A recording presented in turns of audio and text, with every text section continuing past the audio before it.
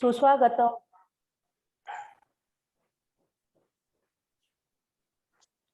सुस्वागतम सुस्वागतम सुस्वागतम. केकेवाग शिक्षण संस्थेच्या वतीने केकेवाग वरिष्ठ महाविद्यालय चांदोरी येथे ऑनलाईन पद्धतीने पद्मश्री कर्मवीर काकासाहेब वाघ यांच्या स्मृतिप्रीत्यर्थ व्याख्यानमालेचे आयोजन केलेले आहे.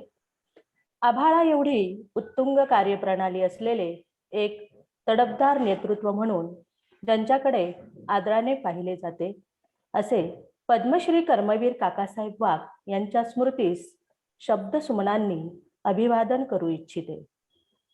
आकांक्षेचा वृक्ष जेव्हा आभाळाला स्पर्श करू पाहतो, आकांक्षाचा वृक्ष जेव्हा आभाळाला स्पर्श करू पाहतो, तेव्हा विनम्र होऊन समुद्र सुद्धा त्यांच्या समोर झुकू पाहतो. कितीही वादळ आले तरी आपल्याच जागेवर स्थिर राहणारे, कितीही वादळ आले तरी आपल्याच जागेवर स्थिर राहणारे, वाघासारखे झुंज देणारे त्यांचे कर्तृत्व उत्तुंग शिखरासारखे होते.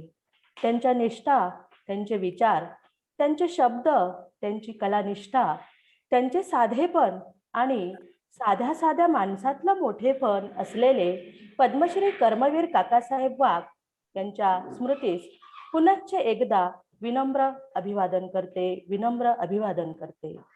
आजच्या व्याख्यानमालेस उपस्थित असलेले प्रमुख अतिथी व वक्ते ज्येष्ठ साहित्यिक सन्माननीय डॉक्टर यशवंत पाटणे सर यांचे केकेवाग शिक्षण संस्थेच्या वतीने व केकेवाग वरिष्ठ महाविद्यालय चांदोरी यांच्या वतीने हार्दिक स्वागत. केकेवाग शिक्षण संस्थेचे अध्यक्ष व कार्यक्रमाचे अध्यक्ष सन्माननीय श्री बाळासाहेब वाघ तथा भाऊ यांचेही महाविद्यालयाच्या वतीने हार्दिक स्वागत.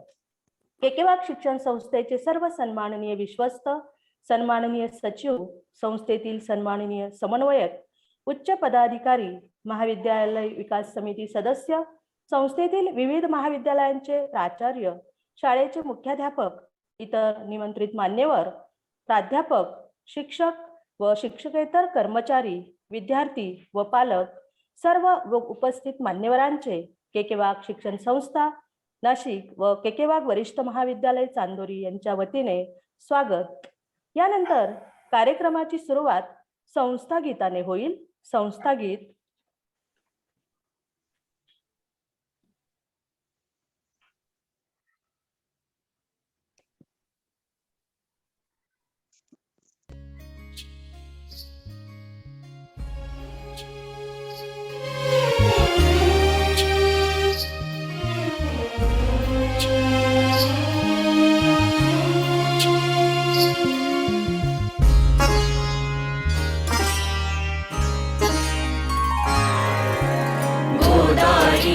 पुण्यतीरावर मंदिर सरस्वतीचे, गोदाईच्या पुण्यतीरावर मंदिर सरस्वतीचे, ज्ञानपीठ हे गुणवंतांचे, वैभव या मातीचे, वैभव या मातीचे.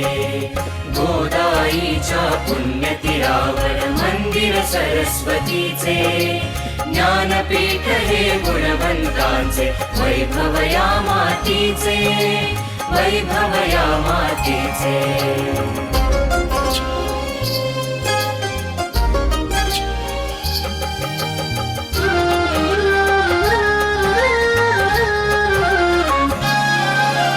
साक्षर व्हावा समाज सारा, ध्येय मनाशी जपले, कर्मवीरांनी पाहिलेले स्वप्न इथे उलगडले, कर्मवीरांनी पाहिलेले स्वप्न इथे उलगडले.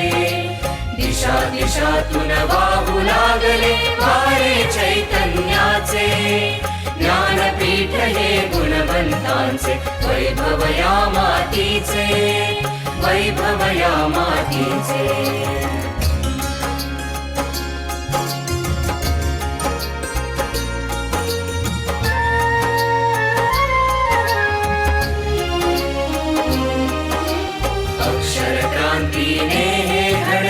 जीवन उपेक्षितांचे, संस्कारांचे, न्यायाचे अन शिक्षण समृद्धीचे, संस्कारांचे, न्यायाचे ज्ञानाचे अन शिक्षण समृद्धीचे नवयुग आले विज्ञानाचे आश्वासक तंत्राचे ज्ञानपीठ हे गुणवंतांचे वैभव या मातीचे वैभव या मातीचे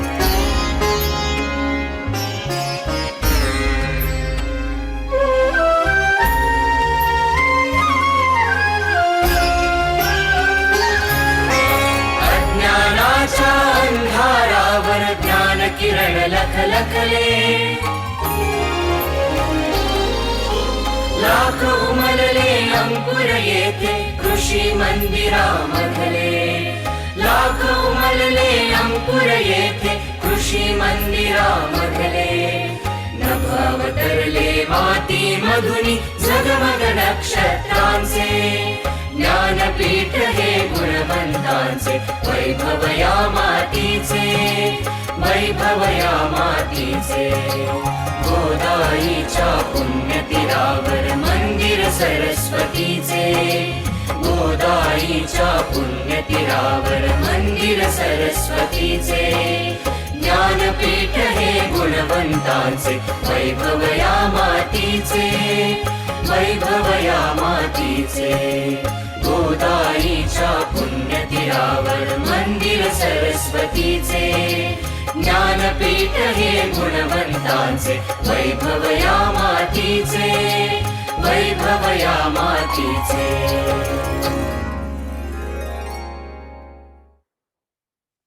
त्यानंतर कार्यक्रमाची औपचारिकता म्हणून अतिथी व इतर मान्यवरांच्या शुभहस्ते व्हर्च्युअल पद्धतीने दीप प्रज्वलन करूया.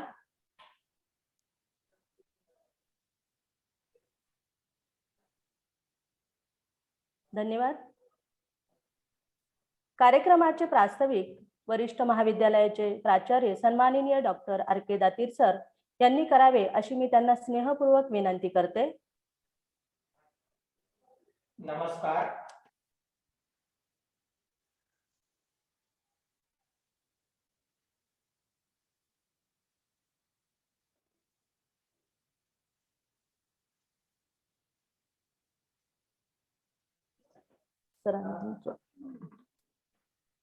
नमस्कार. मी प्राचार्य डॉक्टर आर.के. दातीर के वाघ शिक्षण संस्थेच्या वतीनं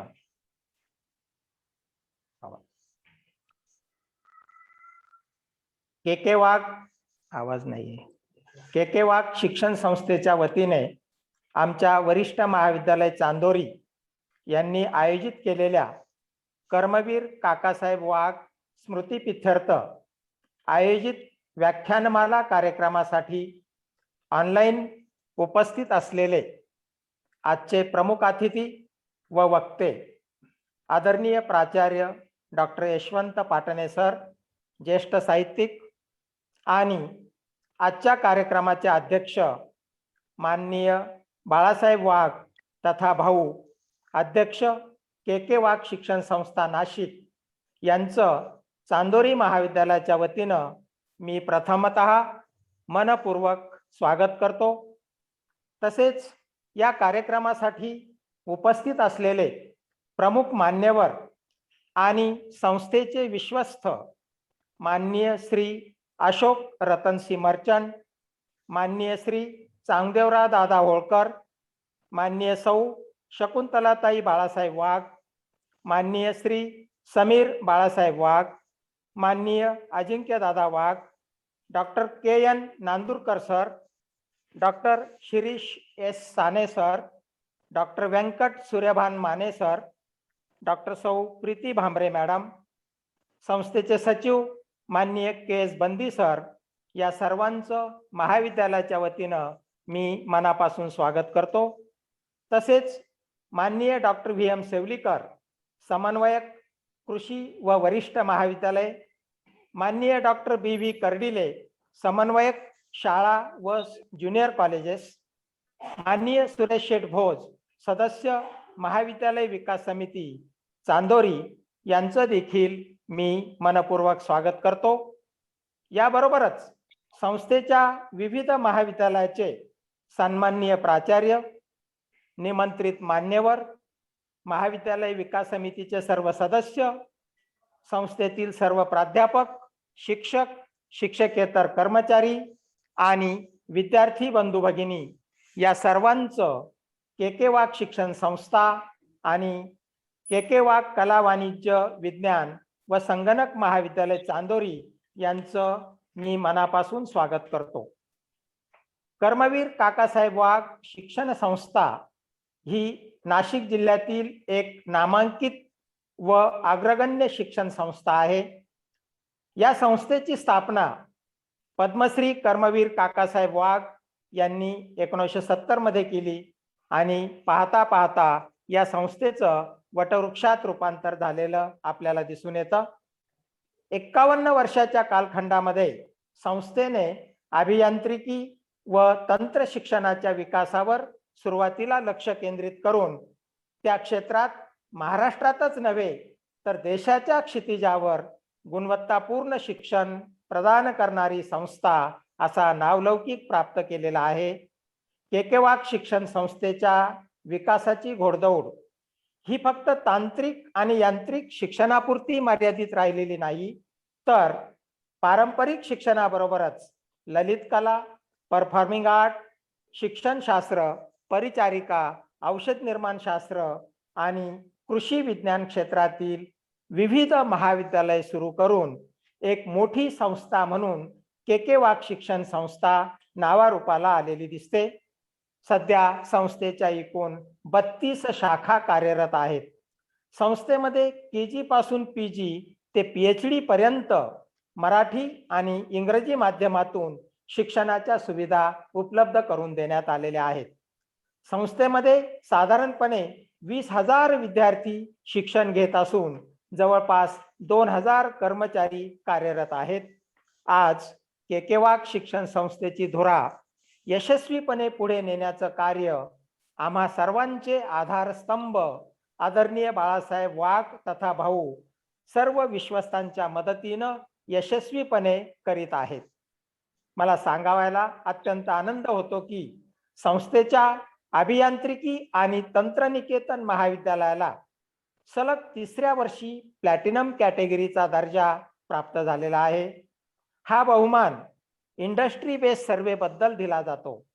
तसेच NBA समितीकडून अभियांत्रिकी महाविद्यालयाला जवळपास त्यांच्या 8 विभागांना ॲग्रिडेटेशन मिळालेलं आहे.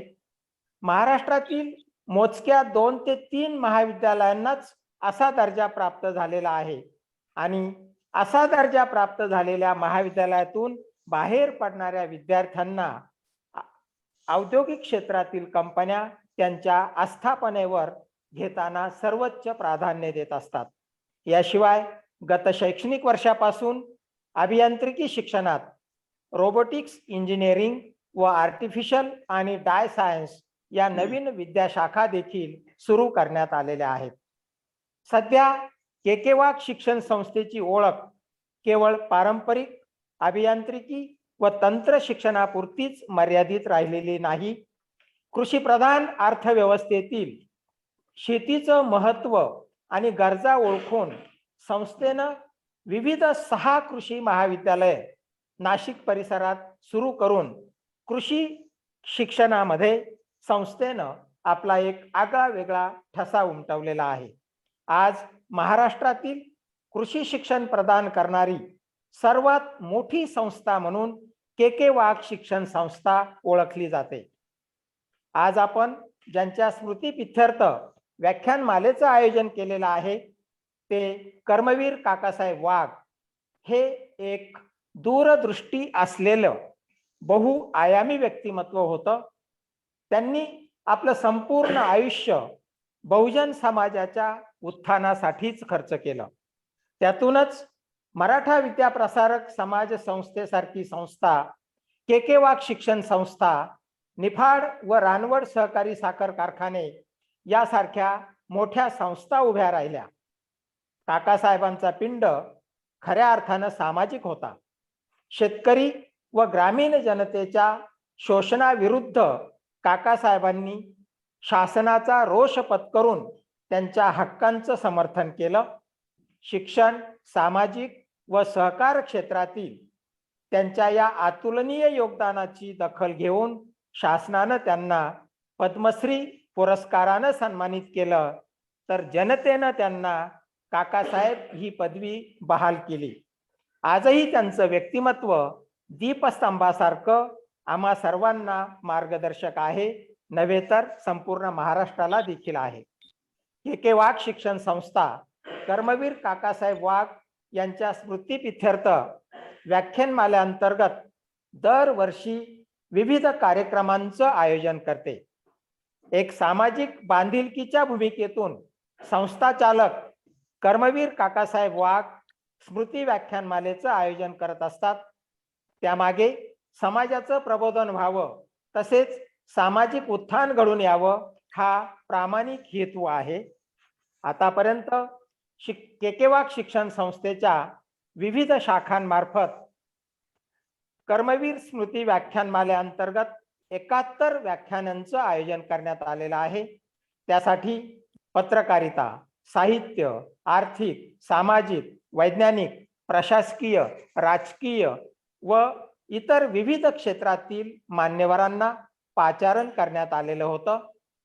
के वाघ शिक्षण संस्थेच्या के वाघ कला, वाणिज्य, विज्ञान आणि संगणक विज्ञान महाविद्यालय चांदोरीच्या वतीनं आतापर्यंत माजी मुख्यमंत्री माननीय मनोहर जोशी यांचा मराठी माणूस आणि उद्योग व्यवसाय, श्री सलील कुलकर्णी व संदीप खरे यांचा आयुष्यावर बोलू काही, प्राध्यापक राजेश सरकटे यांचा स्वरविहार, सुप्रसिद्ध कवी विसूभाऊ बापट यांचा कुटुंब रंगलय काव्यात, IT तज्ञ माननीय श्री अच्युत गोडबले यांचा माहिती तंत्रज्ञान काल, आज आणि उद्या, प्रख्यात अर्थतज्ञ डॉक्टर विनायक गोविलकर यांचा अर्थ नावाचा पुरुषार्थ, श्री विनयजी पत्राळे धन्यो गृहस्थाश्रमा इत्यादी नामवंत कार्यक्रमांचं आतापर्यंत चांदोरी महाविद्यालयानं आयोजन केलेलं आहे.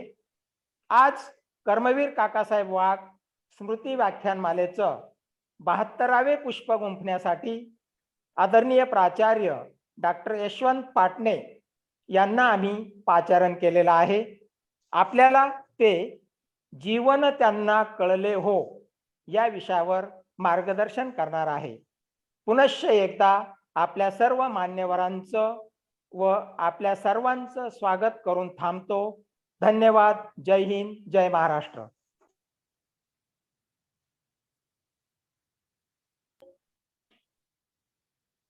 अतिथी देवो भव या उक्तीप्रमाणे प्रमुख अतिथी ज्येष्ठ साहित्यिक सन्माननीय डॉक्टर यशवंत पाटणे सर यांचा सत्कार व्हर्च्युअल पद्धतीने करूया.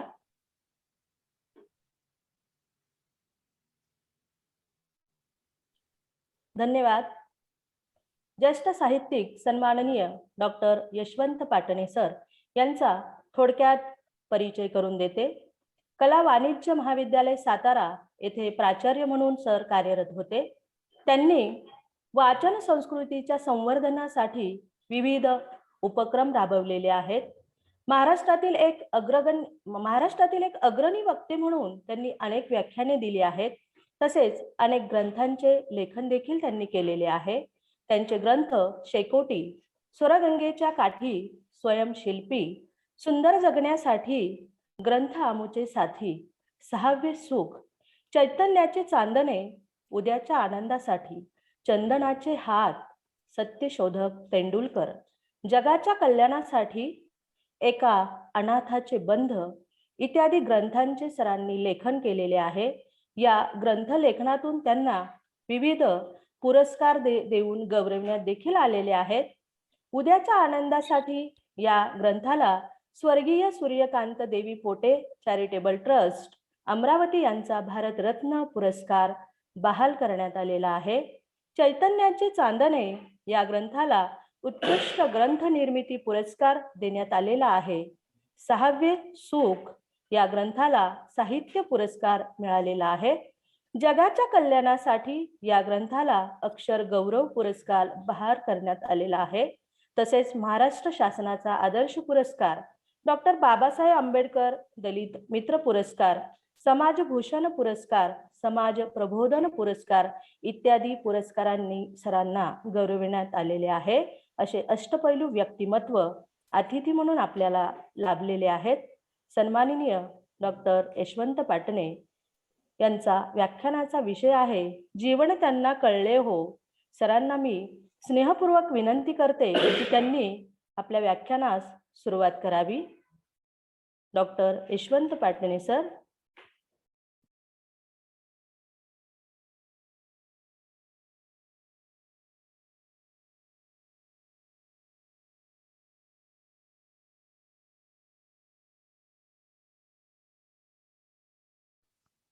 शिक्षण संस्थेच्या वतीनं आयोजित केलेल्या व्याख्यानमालेत आपण मला पाचारण केलं याबद्दल चांदोरी महाविद्यालयाचे प्राचार्य आणि सर्व संस्थेच्या पदाधिकाऱ्यांना सुरुवातीला धन्यवाद देतो. पद्मश्री कर्मवीर काकासाहेब वाघ यांचं कर्तृत्व हे मगाशी सूत्रसंचालकांनी सांगितलं तसं अत्यंत उत्तुंग आणि आकाशाला टेकावं असं आहे.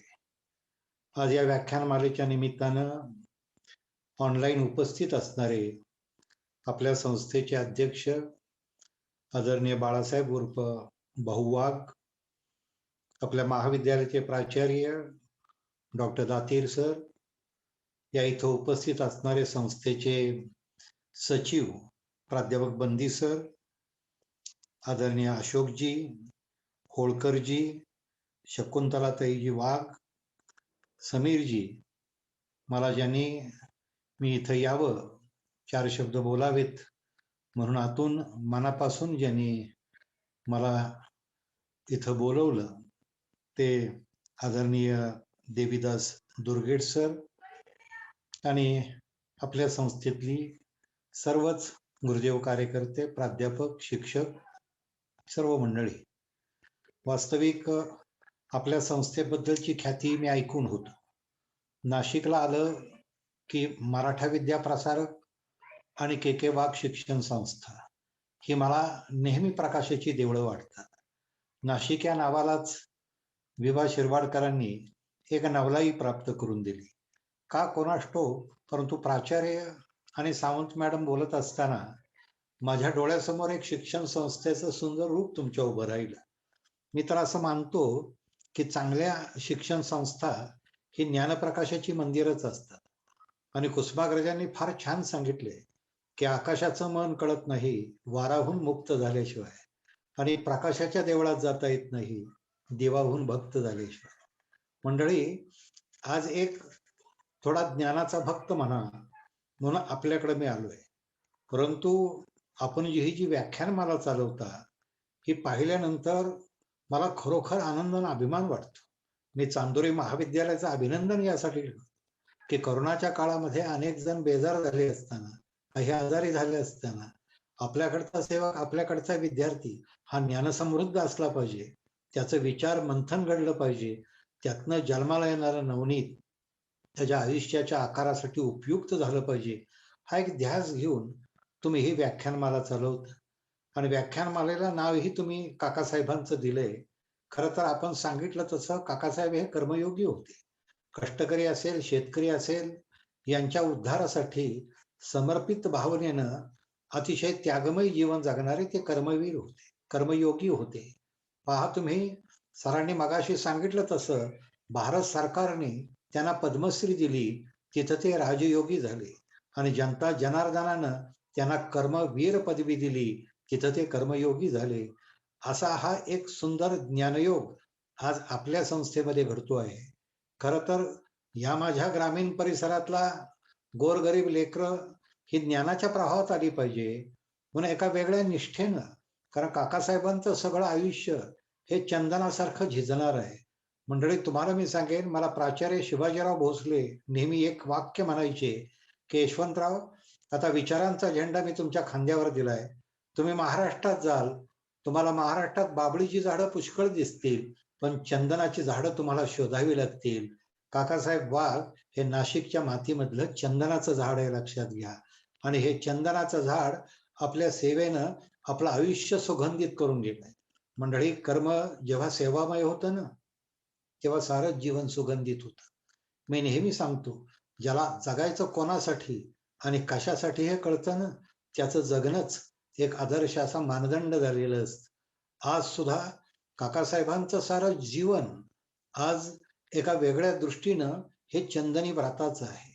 आणि काळाच्या ओघामध्ये मंडळी या सगळ्या त्यांच्या स्मृती, मग त्या शिक्षण क्षेत्रातल्या असतील, सहकार क्षेत्रातल्या असतील आणि वेगवेगळ्या असतील, त्या पुसल्या जाऊ नयेत म्हणून काही वेळा त्या उजळाव्या लागतात.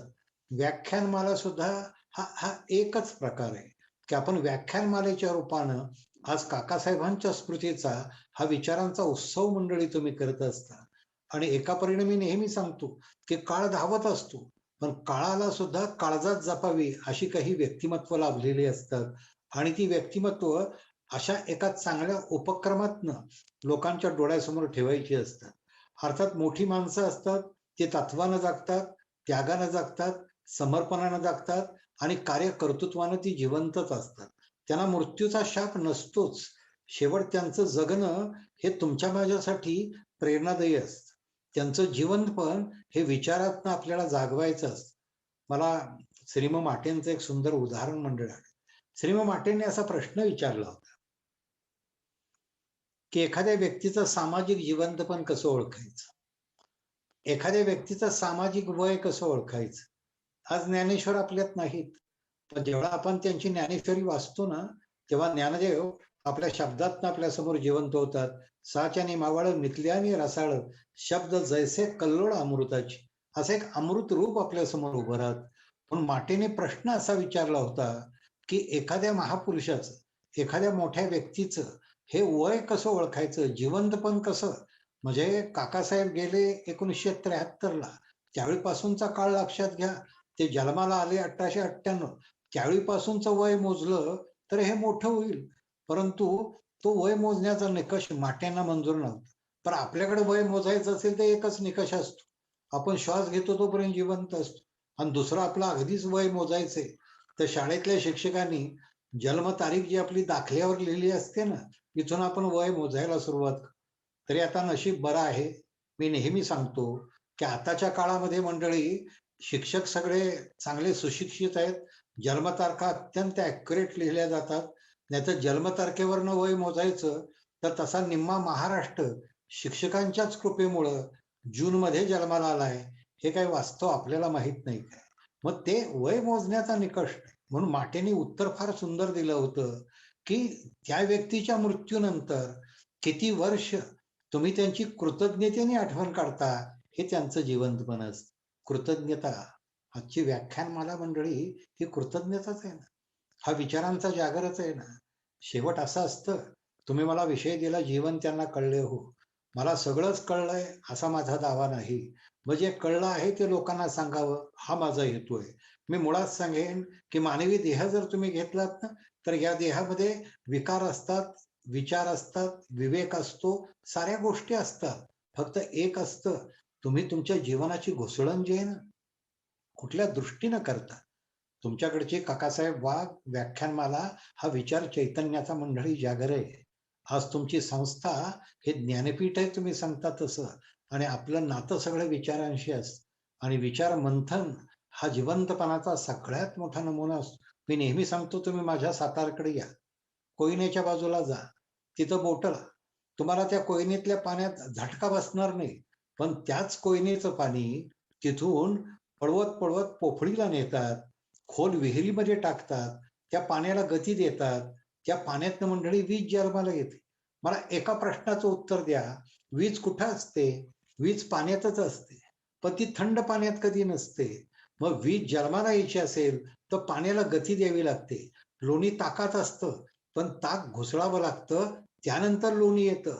तसं चैतन्य मनातच असतं, मन फक्त विचारानं घुसळायचं असतं, मग चैतन्य आपोआप जन्माला येतं. मंडळी, हे चैतन्य जन्माला यावं म्हणून तर हा व्याख्यानमालेचा प्रपंच आहे. शेवट व्याख्यानमाळा हे शब्दांचे फुगे नाहीत. व्याख्यानमाला हे केवळ नुसती शब्दांची उधळण नाहीये, अशी शब्दफुलं आहेत की तुमच्या जीवनाला ती सुगंधित करू शकतात. मुळात मंडळी लक्षामध्ये घ्या की आपली नाशिकची भूमी, तो सगळा खानदेशचा परिसर हा एका दृष्टीने मला चैतन्य भूमीच वाटतो. हा सुद्धा मराठीचा ललाट असा टिळा सांगणारे आमचे शिरवाडकर हे त्याच मातीतले. अरे मानसा मानसा कधी होशील माणूस, अशी साथ घालणारी बहिणाबाई सुद्धा, म्हणजे जिला अक्षराचा गंध नव्हता, म्हणजे ज्या ओवीला शहाणपणाचा सुगंध होता, अशा बहिणाई त्याच मातीतल्या. मंडळी, मी भाग्य समजतो कित्येक वेळा ज्या मातीला रामकृष्णाचा स्पर्श झाला त्या मातीतल्या या संस्थेमध्ये बोलणं हे वक्त्याचं मोठं सद्भाग्य असतं. पर वक्ता म्हणून मी 2 गोष्टी नेहमी लक्षात घेतो. कारण माझ्या समोर ज्ञानेश्वरांनी वक्त्याची सुंदर व्याख्या केली की वक्त्याला खरं तर श्रोते हवे असतात. पण करोनाच्या काळामध्ये हा आता जिवंतपणा आम्हा वक्त्यांच्या दृष्टीनं कधी अवतरणार आहे हे मला कळत नाही. कारण हे ऑनलाईन व्याख्यान हे सगळं ठीक असतं, पण ते सोयीनं लोक ऐकतात, ऐकायचं तेवढंच ऐकतात, मग बाकीची मंडळी हवं तसं वागतात. मंडळी, त्या व्याख्यानात खरंच कित्येक वेळा अर्थ राहत नाही. म्हणून मला ज्ञानदेवांची व्याख्या नेहमी आवडते. वक्ता तो असतो जो हृदयाची तार छेडतो आणि मस्तकामध्ये विचारांचं बीज पेरतो. मंडळी, वक्तृत्व ते नाही की हृदयाची तार तुटेपर्यंत आणि मस्तकाची शिर उठेपर्यंत. शेवट वक्तृत्व ते असतं जी विचारांची साधनं असते. आणि मला आनंद वाटतो, मी जरी आज ऑनलाईनच्या निमित्तानं तुमच्याशी जोडलो असलो तरी नाशिकचं नाव, तिथली गोदावरी, तिथलं कुसुमाग्रजांचं वास्तव्य, या सगळ्याचा अनुभव मी जवळून मंडळी तिथं घेतलाय. दिलीपराव धोंडगे माझे मित्र आहेत, त्या निमित्तानं बऱ्याच वेळा मी तुमच्या परिसरामध्ये आलोय आणि या परिसरामध्ये वक्ता म्हणून बोलणं, कारण कसं असतं, वक्त्याला सुद्धा वातावरण अनुकूल असावं. अन्यथा काही वेळा जगण्याचंच तत्वज्ञान मंडळी सांगतात. म्हणजे गमतीने मी कधी कधी सांगतो की एका वक्त्यानं सुद्धा सुंदर व्याख्यान दिलं, काय तर जगण्याचं तत्वज्ञान. व्याख्यान रात्रीच्या वेळी कुठल्या तरी देवळात त्या लोकांनी ठेवलं आणि त्यांना सांगितलं की तुम्ही जीवनाचं तत्वज्ञान सांगा. पर वेळ रात्रीची, त्यात जमली माणसं देवळातली, बरं त्या तत्वज्ञान ऐकायला किती आवडीचे असणार आहेत. पर त्या गड्यानं दांडगाईनं ते तत्वज्ञान सांगायला सुरू केली. मध्येच काहीतरी विद्युत प्रवाह खंडित झाला, आहे ती माणसं उठून गेली. अंधारामध्ये कळेना कोण थांबलंय आणि कोण उठतंय. आणि जेवढा विद्युत प्रकाश पुन्हा आला, त्यांनी देवळात बघितलं तर माझ्या अंदाजानं 7-8 लोक थांबले होते. मी तुम्हाला सतरंजीचं सांगत नाही, पण ते 7-8 थांबलेत. त्यांना गृहीत धरून सुद्धा या वक्त्यानं तत्वज्ञान सांगायचे ते सांगितलंच. आणि शेवट भाषण करताना एकच म्हणला की मी आभारी आहे म्हणला तुमचा, निदान 7-8 तरी तुम्ही माझं तत्वज्ञान ऐकायला रात्रीच्या वेळी देवळात थांबलात. त्यातली 7-8 माणसं हसायला लागली आणि एक माणूस हसत हसत उभा राहिला आणि म्हटला, नाही थांबून करतोय काय म्हटले, आम्ही देवळातच झोपायला असतो म्हटले. मंडळी, मला तुम्ही सांगा, ज्या वक्त्यानं लोकांना जागवायचं ती माणसं तिथं मुळात झोपायला लागली. पण थोडा विषय बाजूला ठेवूया. तत्वज्ञान तुमच्या जीवनाचं असेल, तत्वज्ञान धर्माचं असेल, संस्कृतीचं असेल, शिक्षणाचं असेल. मंडळी, तत्वज्ञान काय आणि जगणं काय याचा केंद्रबिंदू शेवट माणूसच असतो ना. जसं कुसुमाग्रजांनी सांगितलं की नद्या सुंदर आहेत, डोंगर सुंदर आहे, पण याहून सुंदर आहे तो माणूस. पण माथ्यावरती आभाळ आणि पायाखाली रस्ता असला तरी माणसासाठी जगावंसं वाटतं. अरे कोणासाठी जगायचं? आज काकासाहेब कोणासाठी जगले? ते माणसासाठी जगले, म्हणून माणुसकीचा स्तंभ झाले. आज माणसासाठी जगायचं. माणूस सुद्धा 2 प्रकारे मंडळी जगतो. एक श्वास घेऊन जगतो आणि एक ध्यास घेऊन जगतो. श्वास घेऊन जे जगतात ना, त्यांचं जगणं मृत्यूनंतर संख्यात्मक पातळीवर मोजलं जातं, हे इतक्या वर्ष जगलं. पण जे ध्यास घेऊन जगतात ना, त्यांचं जगणं गुणात्मक पातळीवर मोजलं जातं. कारण त्या ध्यासातनं मंडळी इतिहास जन्माला येतो. इतिहास म्हणजे केवळ काही सण सणावळींची जंत्री नाही. इतिहास महापुरुषांच्या पराक्रमाची मंडळी गाथा असते. शेवटचे महापुरुष सामाजिक परिस्थितीचं एक फलित असतं. जेव्हा समाज जीवनाचा तोल जातो ना, नीती तत्वांचा ऱ्हास होतो, अज्ञानाचा अंधार दाटतो, माणसाला नेमका धर्मच कळत नाही, तेव्हा मानव धर्माची गीता सांगण्यासाठी महापुरुष इथे येतात. ते जगण्याचंच तत्वज्ञान सांगतात. वेदनेच्या वाटेनं जातात आणि तुमच्या माझ्या जीवनामध्ये आत्मज्ञानाची पहाट निर्माण करतात. मंडळी, आत्मज्ञान आणि त्याची पहाट, जसं आमच्याकडे ज्ञानोबांनी सांगितलं, गुरु तेथे ज्ञान, ज्ञानी आत्मदर्शन, दर्शनी समाधान असे तेथे. तुम्हाला आत्मज्ञानाची पहाट निर्माण करणारे हे सारे. आज सुद्धा मी तुमच्या संस्थेबाबतीत बघतो ना, म्हणजे काकासाहेबांसारखं एक व्यक्तिमत्व आज आपल्या जीवनात आलं म्हणून आपल्या जीवनाला प्रकाशाची किनार लाभली. मंडळी, आज हा पहाटेचा सूर्य मावळून गेला असला तरी ह्या सूर्याचा वसा सांगणारे बाळासाहेब आज आपल्यात आहेत, लक्षात घ्या. म्हणजे बाळासाहेब वाघ, मी यांना यासाठी सेल्यूट करतो की बाहूंच्या पाश्चात तुम्ही हे ज्ञानप्रकाशाचं मंदिर फार सुंदर सजवलं. हा समीरजी तुम्हाला साथ देता आहेत. आणि शेवट एक गोष्ट असते, जसं रवींद्रनाथ टागोरांच्या कवितेत सांगितलं, सूर्य मावळतोच, पण मावळताना तो विचारतो जागा कोण घेणार. तेव्हा एक पंथी पुढे येते आणि सांगते, नाही तुझ्या इतकं मला प्रकाशता येणार, पण पावलाला प्रकाश देण्याचं काम मी करत राहीन. आज तुम्ही पावलाला प्रकाश देताय. ज्या पावलांना तुम्ही प्रकाश देतात ना, ही पावलंच प्रकाशाची वाट निर्माण करतात. मंडळी, आपली संस्कृती प्रकाश पूजकच आहे. तमसोरमा ज्योतिर्गमय हा आपल्या संस्कृतीचा मंत्र आहे. मला अंधारातून तू उजेडाकडे ने, मला तू अविवेकाकडनं विवेकाकडे ने, मला विकाराकडनं विवेकाकडे ने, असत्याकडनं सत्याकडे ने. माझ्या जीवनात एक प्रकाशाचं पर्व तू उभं कर. मंडळी, शेवट अंधार सुद्धा दोन प्रकारचा असतो. एक जो सूर्य मावळल्यानंतर होतो ना, तो निसर्ग निर्मित अंधार आहे. आणि मूल्य पायदळी तुडवल्यानंतर जो अंधार होतो ना, तो मानव निर्मित अंधार आहे. आणि हा मानव निर्मित अंधार दूर करण्यासाठीच महामानवांना या पृथ्वीवरती यावं लागतं. आपल्या जगण्यातनं तुमच्या जगण्याला बळ द्यावं लागतं. शेवट ज्ञानोबा तुकोबांनी आपल्याला सत्कर्माची प्रेरणा दिली. शिवबांनी सर्व धर्म समभाव सांभाळत मानव धर्म जपला. जिजाऊ सावित्रीबाई असतील, बहिणाबाई असतील, त्यांनी संसार करण्यासाठी संस्काराचं सामर्थ्य दिलं. शाहू फुले आंबेडकरांनी आमच्याकडे समतेचं पर्व उभं केलं. आर कर्मवीर बापूजी साळुंखे, पंजाबराव देशमुख, अगदी आपले काकासाहेब घ्या, या सगळ्यांनी आपल्या जीवनामध्ये ज्ञानाची एक वेगळी शक्ती निर्माण करून दिली.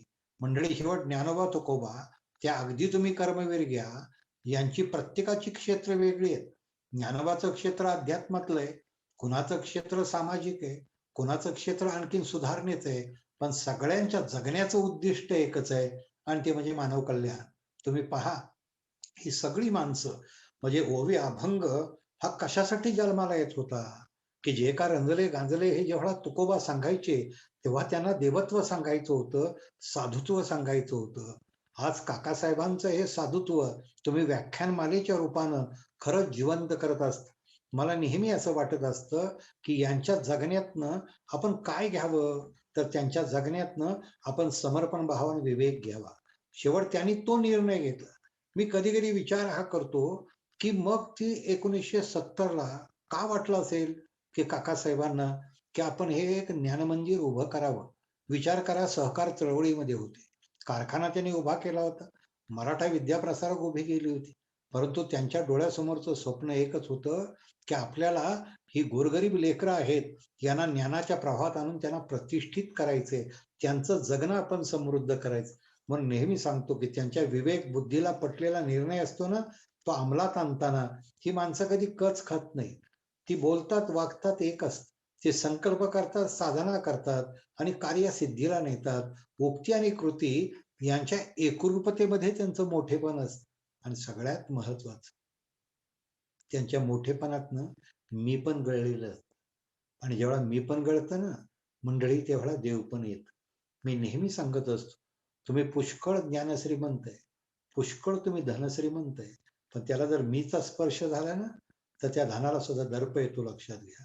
त्या ज्ञानाला सुद्धा दर्प येतो. आज अब्राहम लिंकन सारखा माणूस अमेरिकेचा अध्यक्ष झाला आणि मिरवणूक निघाल्यानंतर गोरगरीब माणसं अब्राहम लिंकनना अशी खालून नमस्कार करायची. पण लिंकनचं थोर पण हे की घोडागाडीतल्या त्या रथातनं सुद्धा लिंकन हॅट काढायची, डोकं खाली आणि तिथून ते मुजरा करायचे, तिथून ते वाकून त्याला प्रतिसाद द्यायचे. शेजारचा ग्रहस्थ सहज विचारतो की लिंकन साहेब, तुम्ही अमेरिकेचे अध्यक्ष आहात, तो खालचा माणूस गरीब आहे, तो तुम्हाला नमस्कार करतो, ठीक आहे, पण त्याच्यापेक्षा वाकून तुम्ही त्याला नमस्कार कशाला करता. तिथं लिंकननं उत्तर फार सुंदर दिलं होतं लिंकन एकच सांगितलं की नम्रतेच्या बाबतीत सुद्धा माझ्या पुढे गेलेलं कोण मला आवडणार नाही. मंडळी, हे मोठेपण असतं, त्यात देव पण असत. मी नेहमी सांगत असतो, ही मोठी माणसं असतात, ज्ञानोबा तुकोबा असतात, अगदी आपण अलीकडच्या काळापर्यंत घेतली तरी ही देव तरी त्यांना का म्हणायचं हो? तुम्ही देवळात जाता, देवाला नमस्कार करता, तुम्ही देवाला काय मागता? तुम्ही देवाला मागता, देवा मला ज्ञान दे, देवा मला शक्ती दे, देवा मला सामर्थ्य दे, देवा मला संपत्ती दे, देवा मला लढण्यासाठी तू बळ दे. ज्या देवाला ज्या गोष्टी तुम्ही मागता ना, त्याच गोष्टी जेव्हा माणसं तुम्हाला देतात, मग आम्हाला ज्योतिबा फुलेंनी काय दिलं, शाहू आंबेडकरांनी काय दिलं, कर्मवीर बापूजींनी काय दिलं? आम्हाला एकच दिलं, आम्हाला त्यांनी ज्ञान दिलं, आम्हाला त्यांनी शक्ती दिली, आम्हाला त्यांनी सामर्थ्य दिलं. म्हणून तर हे माणसातले देव झाले ना. हे माणसातलं देवत्व आहे ना, ज्याला चार्वाकानं लोकसिद्ध ईश्वर असं म्हटलंय. लोकसिद्ध ईश्वर याचा अर्थ असा, तुम्ही मूर्तीतला ईश्वर माना न माना, पण तोच ईश्वर काही वेळा तुम्हाला माणसात दिसतो, तो मूल्यात दिसतो. म्हणून तुम्हाला मी सांगितलं की देव आहे की नाही याच्यावरती उभी डोकी फोडण्यापेक्षा सुद्धा ते देवत्व तुम्ही मूल्यात बघायला शिका. नाहीतर काही वेळा होतं असं. म्हणजे माझ्या कॉलेजवर सुद्धा एक परिसंवाद झाला होता, देव आहे की नाही. मी गमतीनं सांग, एका वक्त्यानं इतकं सुंदर व्याख्यान केलं, ते व्याख्यानच त्यानं देव नाही या विषयावर केलं, आणि व्याख्यान इतकं रंगलं त्याचं आणि इतकं लोकांना आवडलं. काही बाबडी माणसं त्याच्यापाशी गेली आणि त्याला देव समजूनच नमस्कार केला.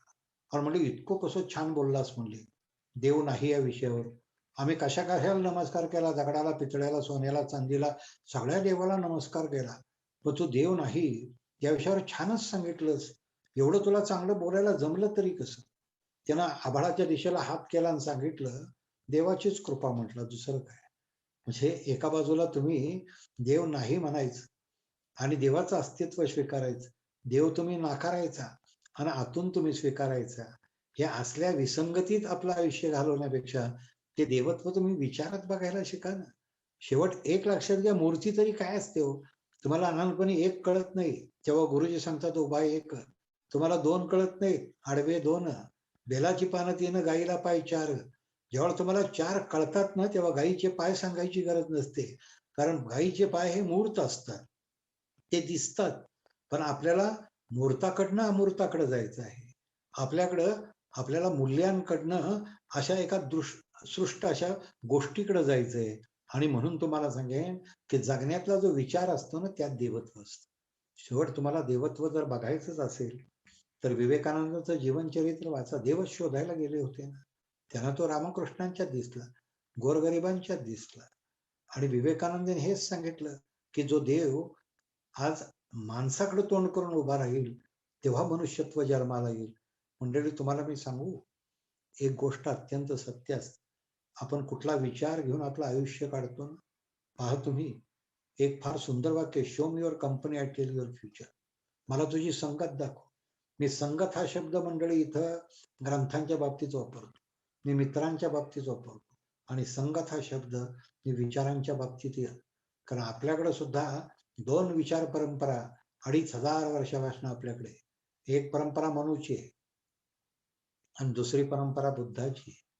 एक परंपरा आपल्याला वर्णवर्चस्वात सांगते, स्त्रीला स्वातंत्र्य नाही म्हणून सांगते, आणि बुद्धाची परंपरा आम्हाला प्रज्ञा, करुणाशील, याचा तर संस्कार देतेच, पण स्वातंत्र्य, समता आणि बंधुता यांचा सुंदर ती संदेश देते. बुद्धाची परंपरा ज्यावेळेस बुद्ध सांगायचे, ते जेव्हा प्रचार करायचे आपल्या विचारांचा, त्यावेळेस ते नेहमी सांगायचे की मी शिक्षक आहे, मी शेतकरी आहे. आणि लोक भगवान बुद्धांना प्रश्न विचारायचे, तुम्ही शिक्षक कसे, तुम्ही शिकवत नाही. तुम्ही शेतकरी कसे, तुम्ही काही पेरत नाही. तेव्हा गौतम बुद्ध सांगायचे की मी जे बोलतो ना, तेच मी शिकवतो, मी लोकशिक्षक आहे. पण शेतीचं काय? म्हणले, माणसाचं मन, यालाच मी शेती मानतो. मनाच्या शेतीमध्ये मी विचारांचे दाणे पेरतो, मनाच्या शेतीमध्ये मी श्रद्धेची बीजे पेरतो, त्याच्यात मी बुद्धीचा नांगर घेतो, त्याला उत्साहाचे बैल जोडतो, मी विकाराचं तण उपटून टाकतो, मी सत्याची कास धरतो, मी कष्टाची उपासना करतो, मी मनाचीच मशागत करतो, आणि मनाच्या शेतीतनं मी अमृताचं फळ घेतो. मनाची मशागत करावी लागते मंडळी, तेव्हा अमृताचं फळ येतं. की मनाची मशागत करणं याचा अर्थ तो संस्कार असतो. शेवट व्याख्यानमाला ही मनाचीच मशागत करते. व्याख्यानमाला ही मनाच्याच तुमच्या शेतीमध्ये विचारांचे दाणे टाकत असते ना. सगळेच दाणे कंसाच्या रूपानं येतील याची मला खात्री नाही. पण मंडळी, एक गोष्ट तुम्हाला आवर्जून सांगेन, काही दाण्यांना अंकुर फुटतो आणि वाऱ्याबरोबर ते डोलायला लागतात ना, तेव्हा आपल्या विचारांना मूर्त रूप आलं, याचा आनंद फार वेगळा असतो. म्हणून जीवनामध्ये मी नेहमी सांगतो की जे अमृत आहे ना, त्याचाच अर्थ ज्ञान आहे. हे ज्ञान आहे आणि संस्कार आहे. भारतीय संस्कृती कोशामध्ये मंडळी आम्हाला 2 गुरुचे वैशिष्ट्य सांगितले. एक ज्ञानदान करायचंय आणि दुसरं वैशिष्ट्य जे आम्हाला सांगितलं त्यांनी संस्कार करायचं. पहा तुम्ही, मला उपलब्ध असणारं ज्ञान तुम्ही कसं वापरता, हा सगळ्यात महत्वाचं असतं. Collection of knowledge is not education. नुसतं ज्ञानाचं संकलन तुम्ही केलंय, पुष्कळ हौदात पाणी भरले आणि पाणी कोणाला देत नाही. पाणी जेवढा देता ना त्यावेळी तुम्ही महात्मा होता. तुम्ही हौद खुला करता त्यावेळी महात्मा होता. तुम्हाला कळतंय, जीवन त्यांना कळलेलं असतं. तुमच्या कणगीत पुष्कळ दाणे आहेत, पण तुम्ही समाजाला देता त्यावेळी तुम्ही दामाजी पंत होता. तुम्हाला हे कळलं पाहिजे की त्या ज्ञानाचा वापर कसा करायचा. जेव्हा तुम्हाला कळतं लोखंडापासून सुरी पण होते आणि लोखंडापासून नांगर सुद्धा होतो. लोखंडाचा नांगर करायचा, तो शेत मातीच्या पोटात टाकायचा आणि पोटाला अन्न निर्माण करायचं, हे किर्लोस्करांना कळलं होतं. ही यासाठी माणसं देव माणसं ज्ञान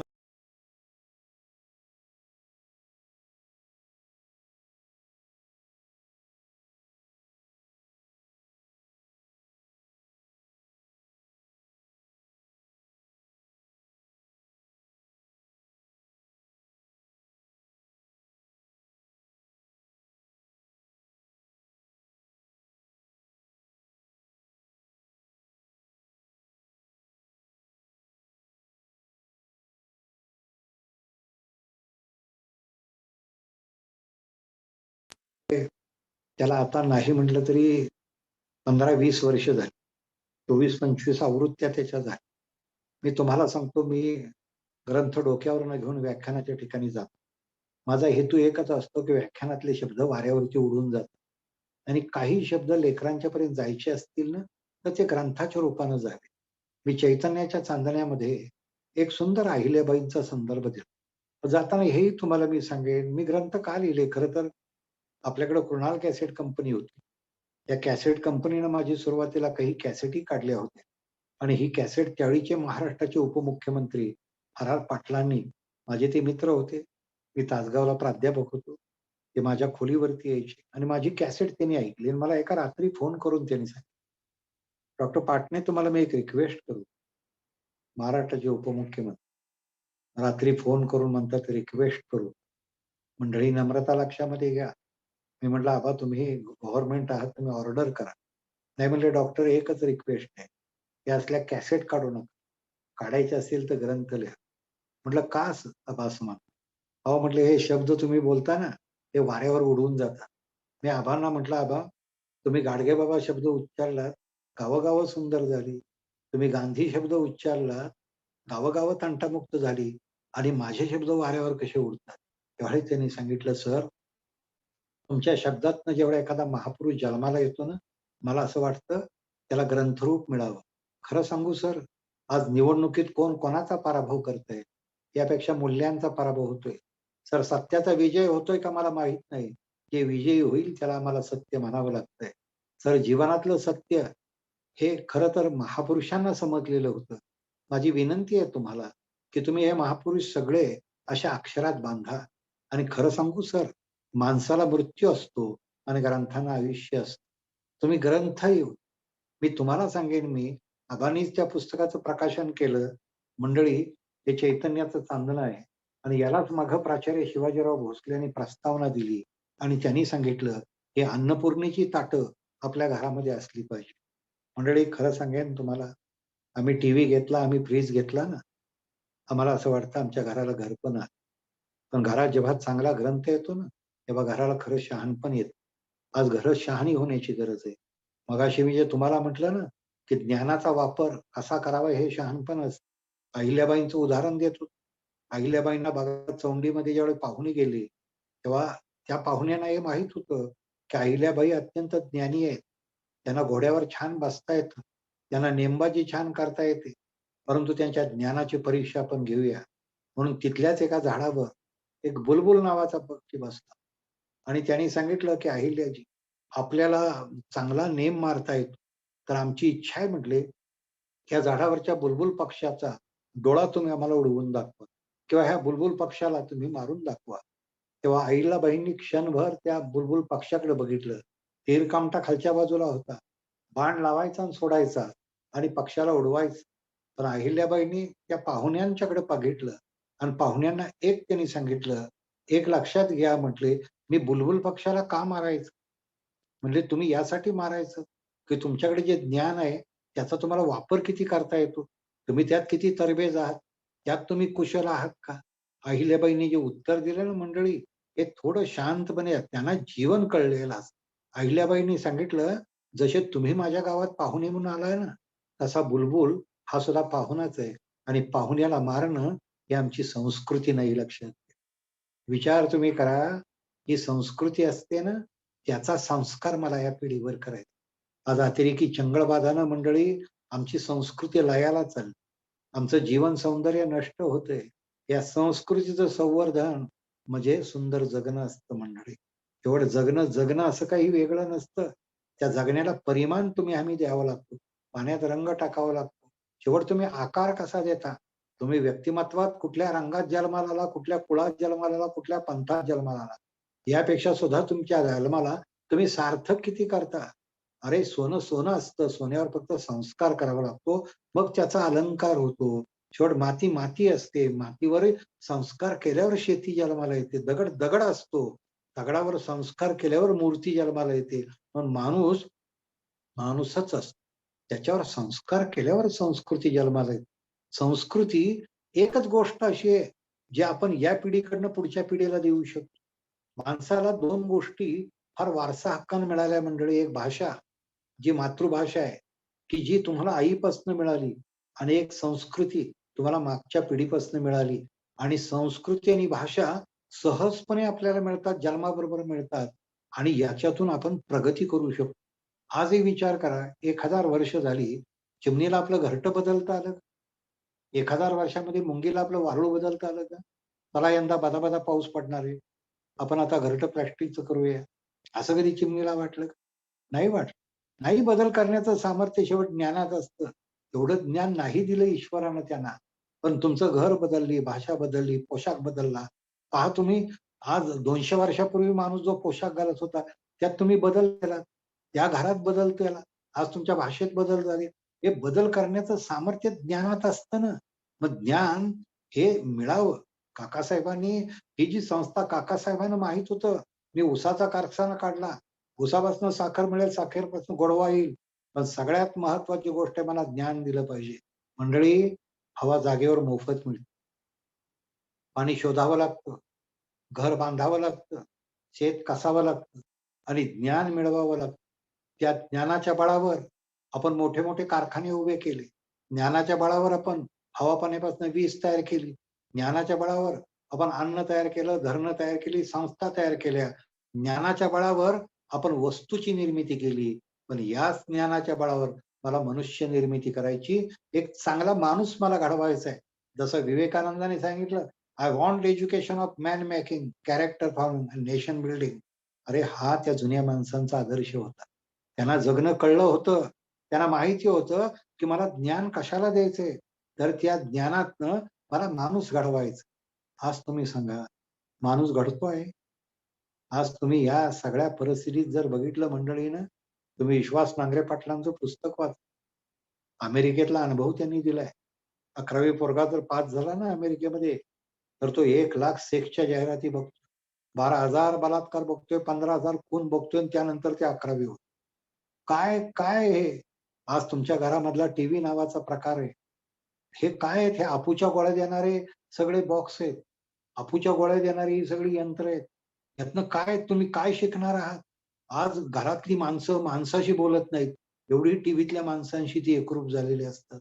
काय घडणार आहे? कुठं जाणार आहे आम्ही? आज तुम्ही मला सांगा हां, मी असं म्हणत नाही तंत्रज्ञानाचा वापर झाला पाहिजे. चांगलं ती त्यातनं घेतलं पाहिजे. पण हे काय आहे का त्याच्यात आपल्याकडं आपल्या जगण्याला अनुकूल असं? शेवट तुमचा मेंदू हा जो असतो ना, त्याच्यावरची संस्कार जर संयमाचा आणि संयतपणाचा झाला ना, तर जगणं खरं समृद्ध होईल. आज आमचं जगणं हे अशा एका वेगवेगळ्या चित्रविचित्र, मला तुम्हाला सांगू, कित्येक वेळा मी सांगतो तुम्हाला, आनंद सुद्धा ना सात्विक मिळला. तुम्ही मला सांगा, तुम्ही फुलाचा वास घेतला, किती छान आनंद असतो. तुम्ही एखादा चांगला ग्रंथ वाचा. माझं 6वं सुख पुस्तक आहे. मी आज सगळंच सांगणार नाही तुम्हाला, पण तुम्हाला सांगेन, की काही सुख असे असतात, जे आयुष्यभर आपल्याला भावनिक आनंद देत राहतात. कित्येक वेळा आनंद सुद्धा 2 प्रकारचे असतात. एक आनंद असतो ना, तो क्षणभंगुर असतो आणि एक आनंद असतो ना, तो शाश्वत असतो. पंडित नेहरूंना प्रश्न विचारला, की जगण्यातला उत्कट आनंद कुठला? तेव्हा पंडितजींनी एकच सांगितलं, तुझ्या कष्टाचं झालेलं साफल्य, तुझं श्रम साफल्य हाच तुझ्या जीवनातला उत्कट आनंद असतो. अरे आनंद शेवट तुम्ही मान्यवर असतो. मला अनेक वेळा लोक विचारतात, पाटणे तुम्ही व्याख्यानं देता, तुम्ही ग्रंथ लिहिता, तुम्हाला काय मिळतं? त्यावेळी मी त्यांना सांगितलं, आनंद मिळतो. मग मला तेही तेही छान सांगतात म्हणले, मग आम्हालाही थोडं म्हणले काही मजेरी टाकली की आनंदच मिळतो म्हणे. मी बघायला लागलो त्याच्याकडे.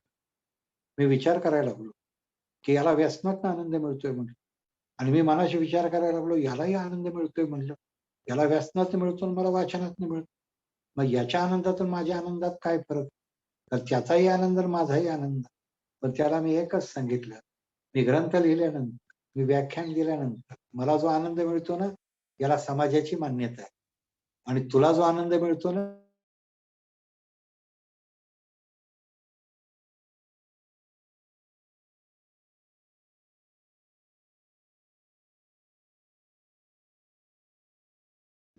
आयुष्य नको वाया घालवूस. आज तुम्हाला मी सांगेन, की हिलरी क्लिंटन सारखी एक स्त्री भारतात आली. भारतातली देवस्थानं, शैक्षणिक स्थानं त्यांनी पाहिली आणि गेल्यानंतर बिल क्लिंटनला त्यांनी सांगितलं, मी काय बघितलं भारतात, तुम्ही वाचा. इट टेक्स व्हिलेज नावाचं पुस्तक. त्यात त्यांनी सांगितलं, अरे मी अशी एक व्यवस्था बघितली की ज्याचा मला अभिमान वाटतो. आणि बाईंनी सांगितलं, की आज सुद्धा म्हणले माझ्या अमेरिकेत व्हाईट हाऊसची खिडकी उघडली की समोर हिरवळ दिसते, टोलेजंग इमारती दिसतात, सुंदर हिरवळ दिसते. बघणाऱ्याला असं वाटतं, नंदनवन कुठे आहे? स्वर्ग कुठे आहे? आणि त्याला असं वाटतं तो जणू अमेरिकेमध्ये आहे. पण किती लोकांना हे माहिती आहे, अमेरिकेमध्ये 4 स्त्रिया बाळांत झाल्या. तर या 4 पैकी एक स्त्री, तिचा वयोगट 12 ते 15 असतो आणि रोज 25% कुमारी माता अमेरिकेमध्ये जन्माला येतात. लेकरांना आईचा चेहरा कळतो, पण बाबाचा ठाव ठिकाणा माहीत नसतो. आज 25 ते 30 हजार मुलं दप्तरात पिस्तूल घेऊन जातात. आणि तिथं क्लिंटन म्हणतात, की काय म्हटले, कुठे समाधान म्हटले? अरे तुम्हाला संपत्ती बघायची आहे, तुम्ही अमेरिकेकडे बघा. पण तुम्हाला संस्कृती बघायची आहे, तर ती भारतीय खेड्याकडे बघा. ती कोणी निर्माण केली संस्कृती? ते तुमच्या माझ्या संतांनी निर्माण केली, समाज सुधारकांनी केली. म्हणून महाराष्ट्राचं मुख्यमंत्रीपद स्वीकारल्यानंतर यशवंतराव चव्हाणांनी सांगितलं, माझ्या तिजोरीत पैसा किती आहे मी पाहिलं नाही. नाही बघितलं. कारण धनानं श्रीमंत माणसं मनानं असंस्कृत राहिली, तर त्यातनं पशु जन्माला येईल. नाही मी बघितलं. मी फक्त एकच बघितलं, माझ्या महाराष्ट्राला वारसा संतांचा, समाज सुधारकांचा आहे. ती माझी संपत्ती आहे. आणि मला सगळ्यात मोठी संपत्ती मिळाली, ते शोभाच्या स्वराज्याच्या रूपानं मला नवस्वराज्य उभं करायचं. मला सामाजिक न्यायाचं राज्य उभं करायचं. आज तुम्हा सगळ्या मंडळींना मी आवर्जून एक प्रश्न विचारतो, की शिवबानं निर्माण केलेलं स्वराज्य मंडळी आपा मराठी माणसाला सांभाळता आलं का? तुमची व्याख्यान मला विचार मंथन करते ना. तुम्हाला प्रश्नाचं उत्तर नाही द्यावं लागतं. नाही सांभाळता आलं आपल्याला. आपलं स्वराज्य आपल्याला सांभाळता आलं नाही. याला कारण कुठंतरी इंग्रज नव्हता. याला कारण कुठेतरी अशी वेगळी व्यवस्था नव्हती. याला कारण आपण होतो. आपल्यातली दुई होती. आपल्याला विचारातलं दारिद्र्य होतं. मंडळी, एखाद्या वेळेस दुष्काळ पडला ना, जमिनी कोरड्या होतील. पुढं कालांतराने त्या ओल्या होतील. परंतु माणसाच्या मनाला जर कोरडेपण आलं ना, तर विचारांचा दुष्काळ पडेल, हे लक्षामध्ये घ्या. म्हणून यशवंतरावांसारखा माणूस सांगतो, मला स्वराज्य उभं करायचं. मंडळी, स्वराज्य नाही टिकवता आलं. आमच्याकडे पारतंत्र्य आलं. पारतंत्र्यात आमच्याकडे पुष्कळ लोक लढले. कशासाठी लढले? शेवट ही सत्ता जाऊन दुसरी सत्ता यावी असं नाही. तर त्यावेळी सुद्धा त्यांना असं वाटत होतं, की आम्हाला मानव प्रतिष्ठा मिळाली पाहिजे. आमची गुलामगिरी नष्ट झाली पाहिजे. आणि मंडळी, स्वातंत्र्याची पहाट आमच्याकडे फुलली. पण त्या स्वातंत्र्याची पहाट फुलल्यानंतर रवींद्रनाथ टागोर आणि डॉक्टर आंबेडकरांनी सांगितलं, आपला इतिहास हा क्रांतीचा आहे, आपला इतिहास हा शांतीचा आहे, आपला इतिहास हा समतेचा आहे आणि तो इतिहास आपल्याला जपला पाहिजे. इंग्रज गेले, आता लोकशाही आली. पण इंग्रज घालवताना आपण जो संघर्ष केला तो कुठल्या तत्वांसाठी केला? तो समतेसाठी आपण संघर्ष केला होता. आपला इतिहास विसरू नका बाबा. जर इतिहास विसरलात ना, तर पुन्हा इतिहासाच्या पुनरावृत्तीची शिक्षा मिळेल. असलेलं स्वातंत्र्य सुद्धा तुमचं नष्ट होऊन जाईल. पण लोककल्याणाची साधनं ज्यांच्या हातामध्ये असतात, त्यांना इतिहास समजावा लागतो. आज काकासाहेब वाघांना तो इतिहास समजला होता. त्यांच्याकडे लोककल्याणाचं साधन होतं, त्यांच्याकडे इतिहासाचं भान होतं, त्यांना भविष्याची दृष्टी होती आणि वर्तमानाची जाण होती. म्हणून लोकशाही फुलते. लोकशाही म्हणजे कुठला शासन प्रकार नाही.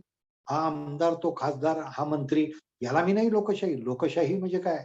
डॉक्टर आंबेडकरांनी सांगितलं, आज तुम्हाला ही राजकीय लोकशाही दिली, पण आपल्याला सामाजिक लोकशाही निर्माण करावी लागेल.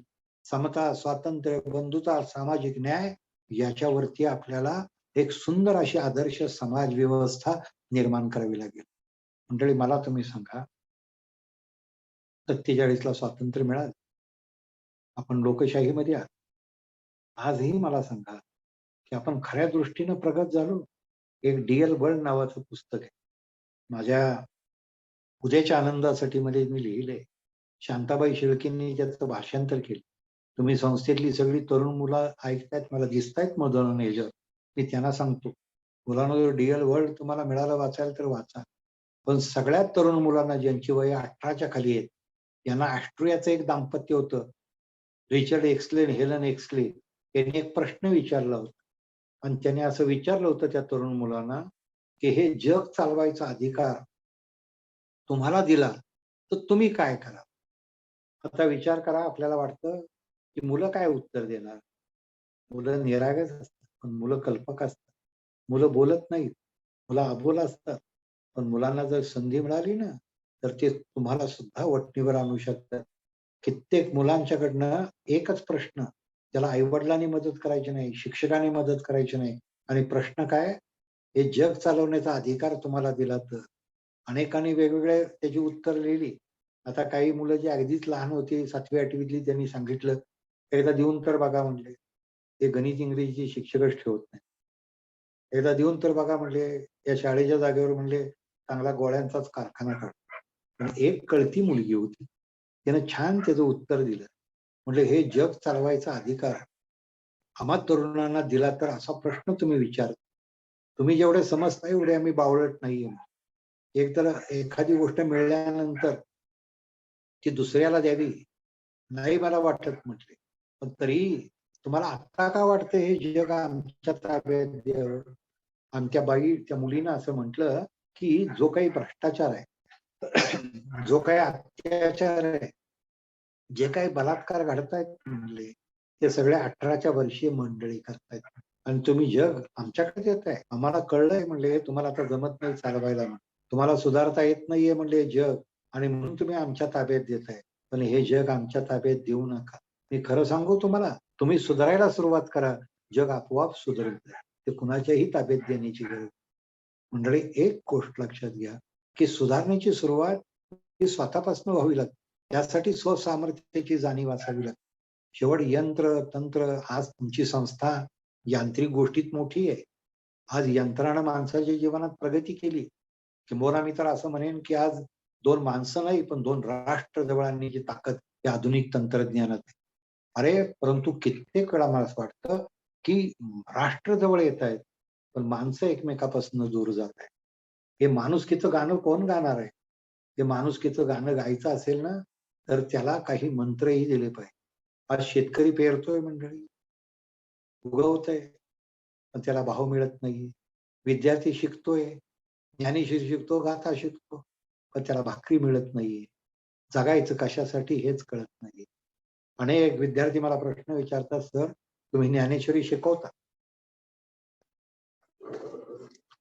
तुम्ही ज्ञानेश्वरी शिकवता? एक मिनिट हा.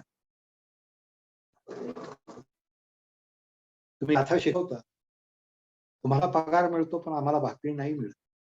मी कित्येक वेळा विचार करतो की काय त्यांना कसं कळणार आहे. आणि मी त्यावेळेस कित्येक वेळा सांगतो, ज्याला जगायचं कशासाठी कळतं ना, त्याला सारं सहन करता येतं. तुमच्या जगण्यातला प्राधान्यक्रम तुम्ही लक्षात. आज व्हिक्टर फ्रँकलचं मॅन सर्च ऑफ मिनिंग पुस्तक वाचा.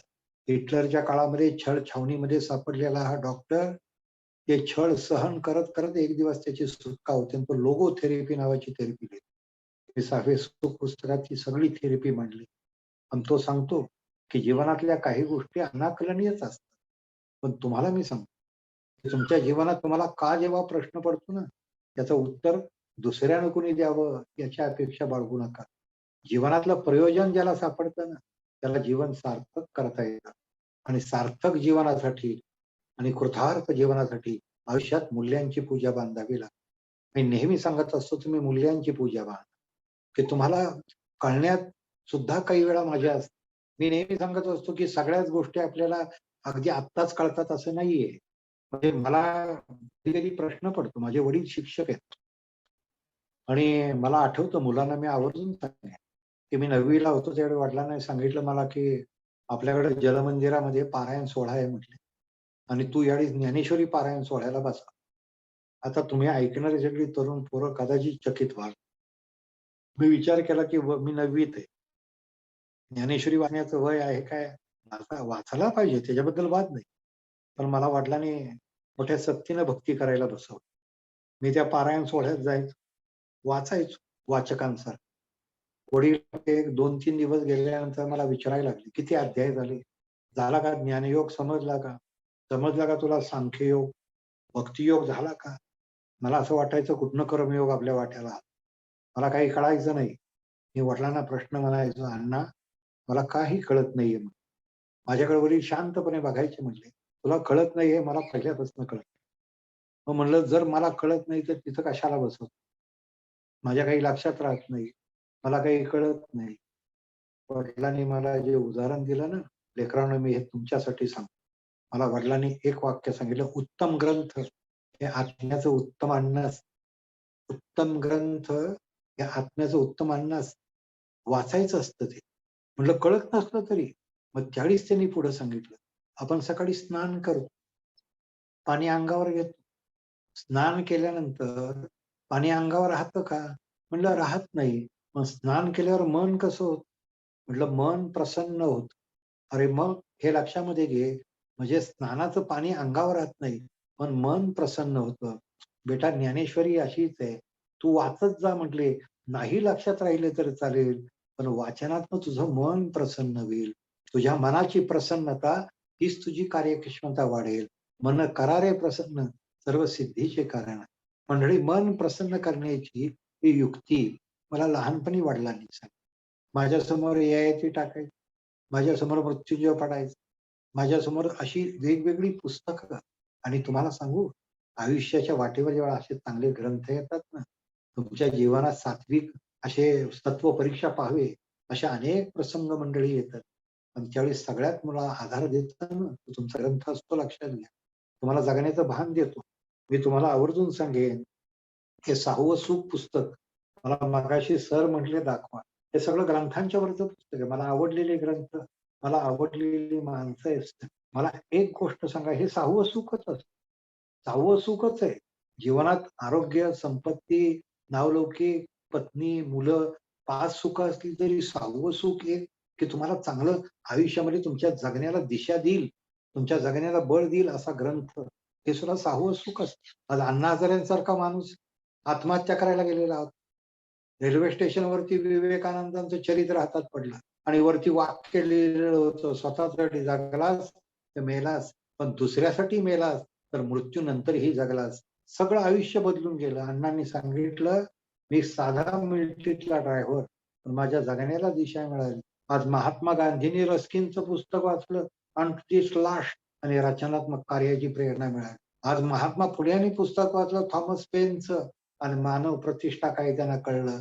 तरुण वयामध्ये बुद्धांचं चरित्र, केळुसकरांचं, आंबेडकरांच्या हातामध्ये पडलं आणि प्रज्ञा, शील, करुणा या प्रकाशाच्या वाटेने मी गेलो. तुम्ही मला सांगा की ग्रंथातनं हे माणसाचं जगणं किती ज्ञानश्रीमंत होतं. मी तुम्हा नेहमी मंडळींना सांगेन, ग्रंथ किती श्रीमंत करतील माहित नाही, पण ग्रंथ शहाणं करतील. डॉक्टर आंबेडकरांच्याकडं मोठं ग्रंथालय होतं. पंडित मदन मोहन मालवीय यांनी एकदा सहज प्रश्न त्यांना विचारला की आंबेडकर, अशी किती रकमेचे तुमच्याकडे पुस्तक आहे? तेव्हा आंबेडकरांनी सांगितलं की माझ्याकडं 2 लाख रुपयांची पुस्तक आहे. मग म्हटलं मी तुम्हाला तेवढी रक्कम दिली तर तुम्हाला ग्रंथ द्याल? तेव्हा डॉक्टर आंबेडकरांनी उत्तर दिलं की माझ्या घरात ग्रंथ जाणं माझ्या कुडीत प्राण गेल्यासारखं. मंडळी लक्षामध्ये घ्या, आपल्याला प्रेम करायचं ना, असं विचारांच्यावरही करा. प्रेम करायचंय ना, असं मूल्यांच्या वरती करा. आणि प्रेम करायचंय ना, ते ग्रंथांच्या वरती करा. शेवट ग्रंथ हा सुद्धा गुरुच असतो. एक कुठेतरी जाता धाब्यावर 2 घास खाता, अरे धाब्यावर जे खाता ना ते सकाळपर्यंत पचून जातं. पण चांगला ग्रंथ आयुष्य खचून जाऊ नये म्हणून उपयोगी पडतं. उगी पानानं जीभ रंगवण्यापेक्षा ग्रंथाच्या पानानं आयुष्य रंगवा. माझं नेहमी म्हणणं असतं की कित्येक वेळा ग्रंथ हे तुमच्या जगण्याला नवी उभारी देतात. असे प्रसंग येतात. जगावं का मरावं? काय करावं? आत्महत्या. आणि का माणूस आत्महत्या करतो? कारण त्याचं मन एकाकी झालेलं आहे. त्याची गुंतवणूक सुटलेली आहे.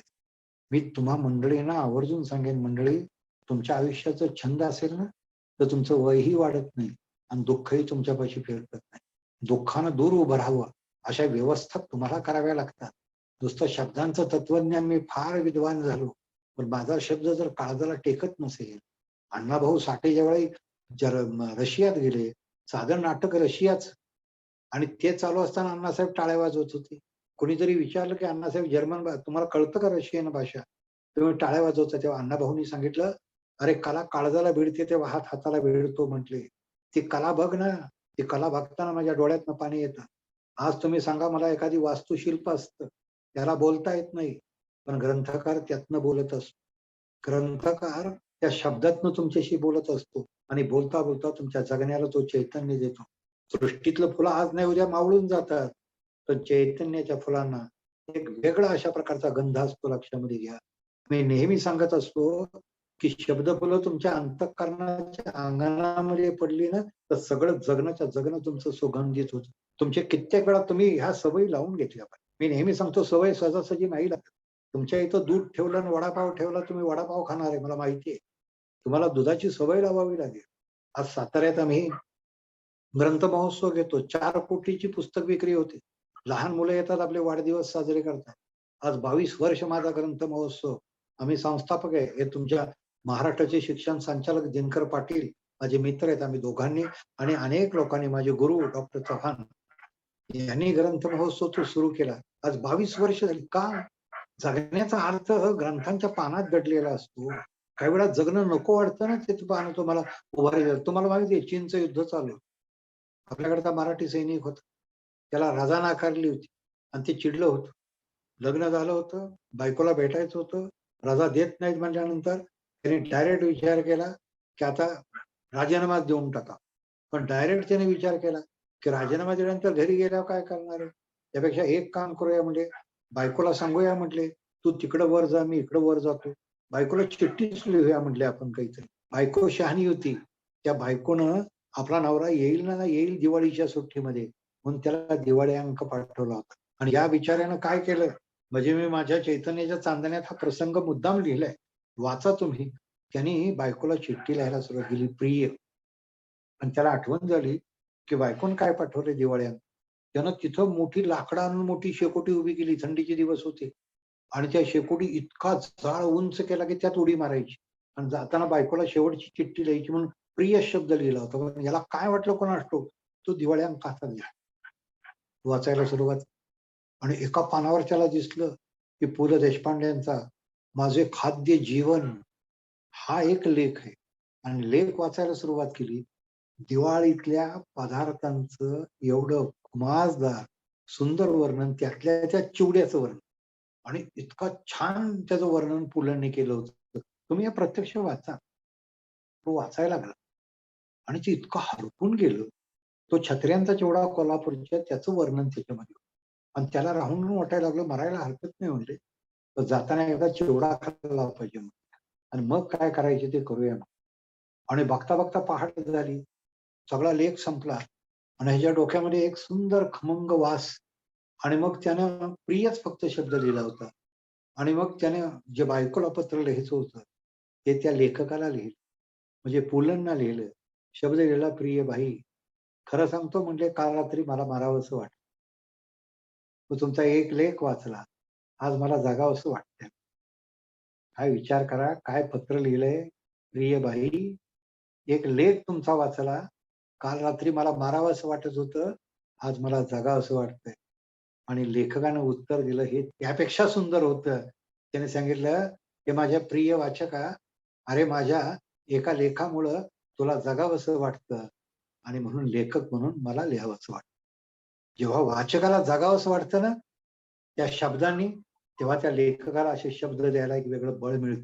नेहमी तुम्हाला सांगतो, लेखक असेल, कलावंत असेल, विचारवंत असेल, हा जो विचारधन देतो ना मंडळी, त्यातून हे तुमचं जगणं माझं सगळं प्रभावित होतं. शेवट आयुष्य काय आहे? आयुष्य हा एक मोठा महासागर आहे. त्या दुःखाच्या मासोळी मोहाच्या मगरी आहेत.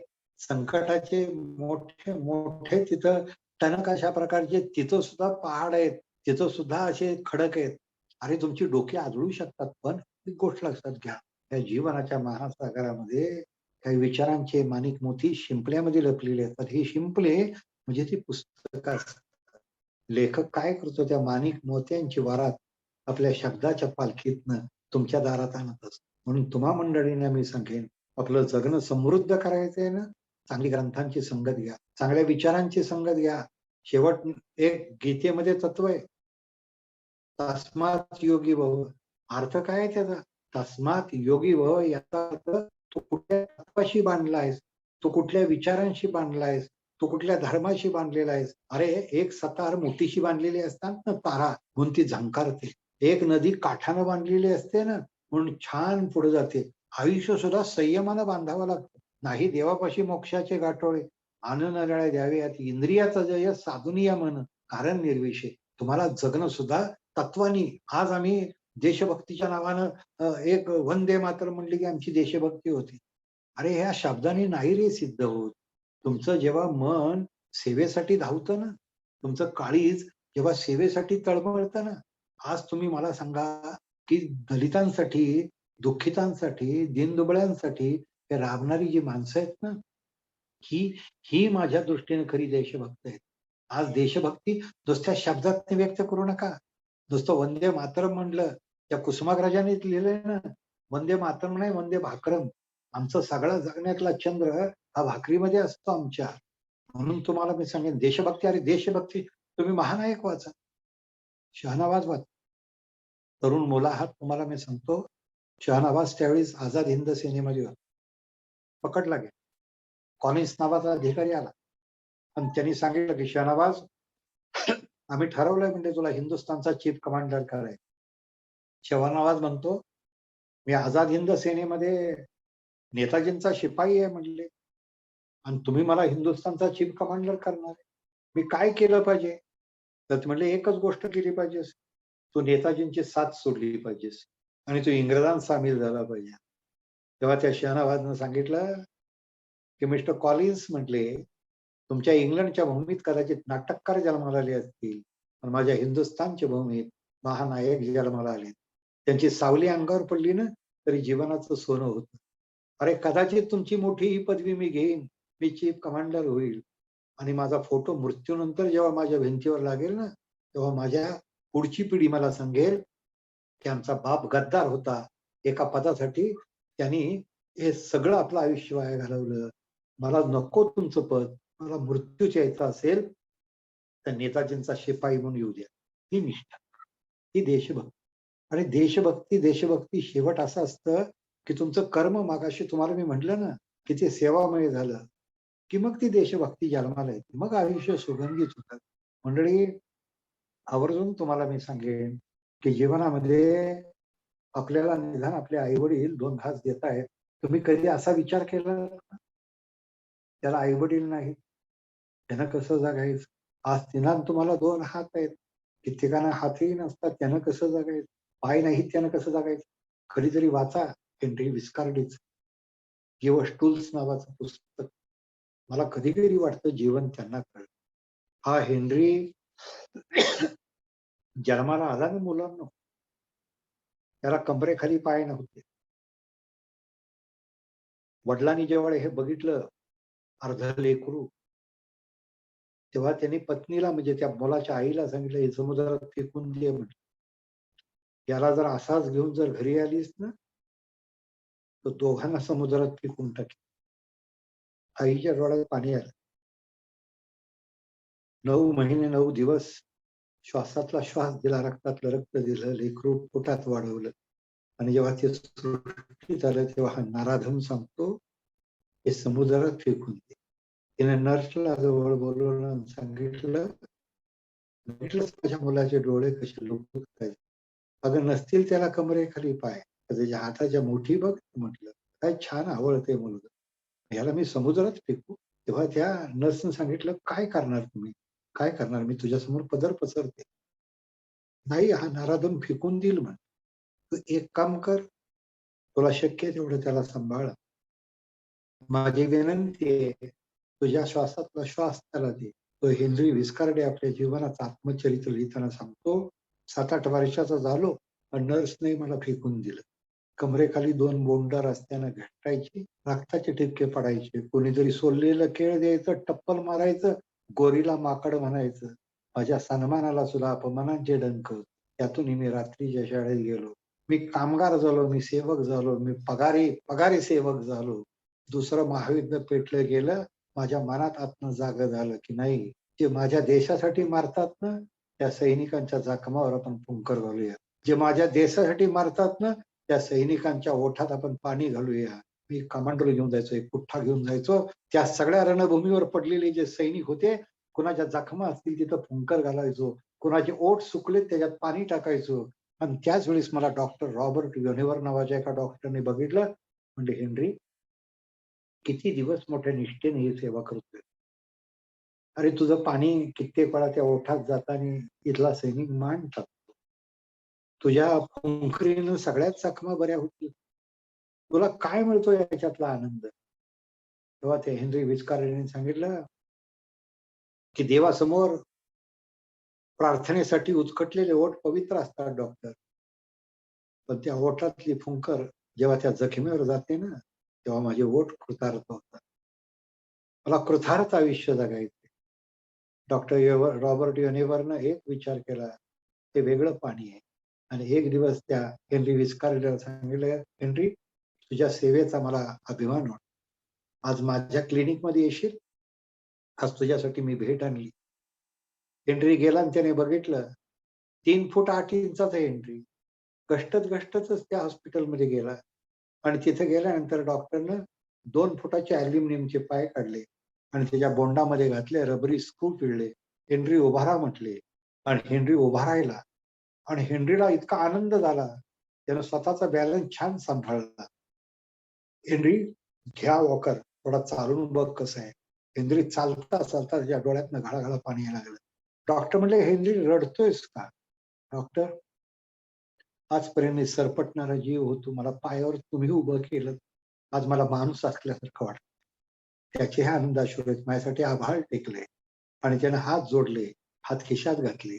आणि डॉक्टर म्हणला, डॉक्टर किती झालं तरी याची काहीतरी फी असेल, मला तुम्हाला फी द्यायची, मी कामगार आहे, माझ्याकडे 4 पैसे आहेत. तुम्हाला सांगतो मी, या अशा या हेनरी विस्कार्डेची मुलांना गोष्ट सांगतोय तुम्हाला. या हेनरी विस्कार्डेनं ॲबिलिटी नावाचा कारखाना काढलाय, जो विमानानं खोगीर, आणि त्याच्यामध्ये काम करणारे 300 अपंग होते. त्या हेनरीची मी तुम्हाला ही सगळी गोष्ट सांगतोय. तो हेनरी डॉक्टर विचारतोय, डॉक्टर त्यावेळेस त्याने काढला नव्हता कारखाना नंतरच काढलाय, त्याच्या अगोदरची ही घटना सांगतोय. तो म्हणतो, डॉक्टर मला तुम्हाला फी द्यायची. तेव्हा डॉक्टर म्हणतात, अरे मानवतेला कुठली फी आहे?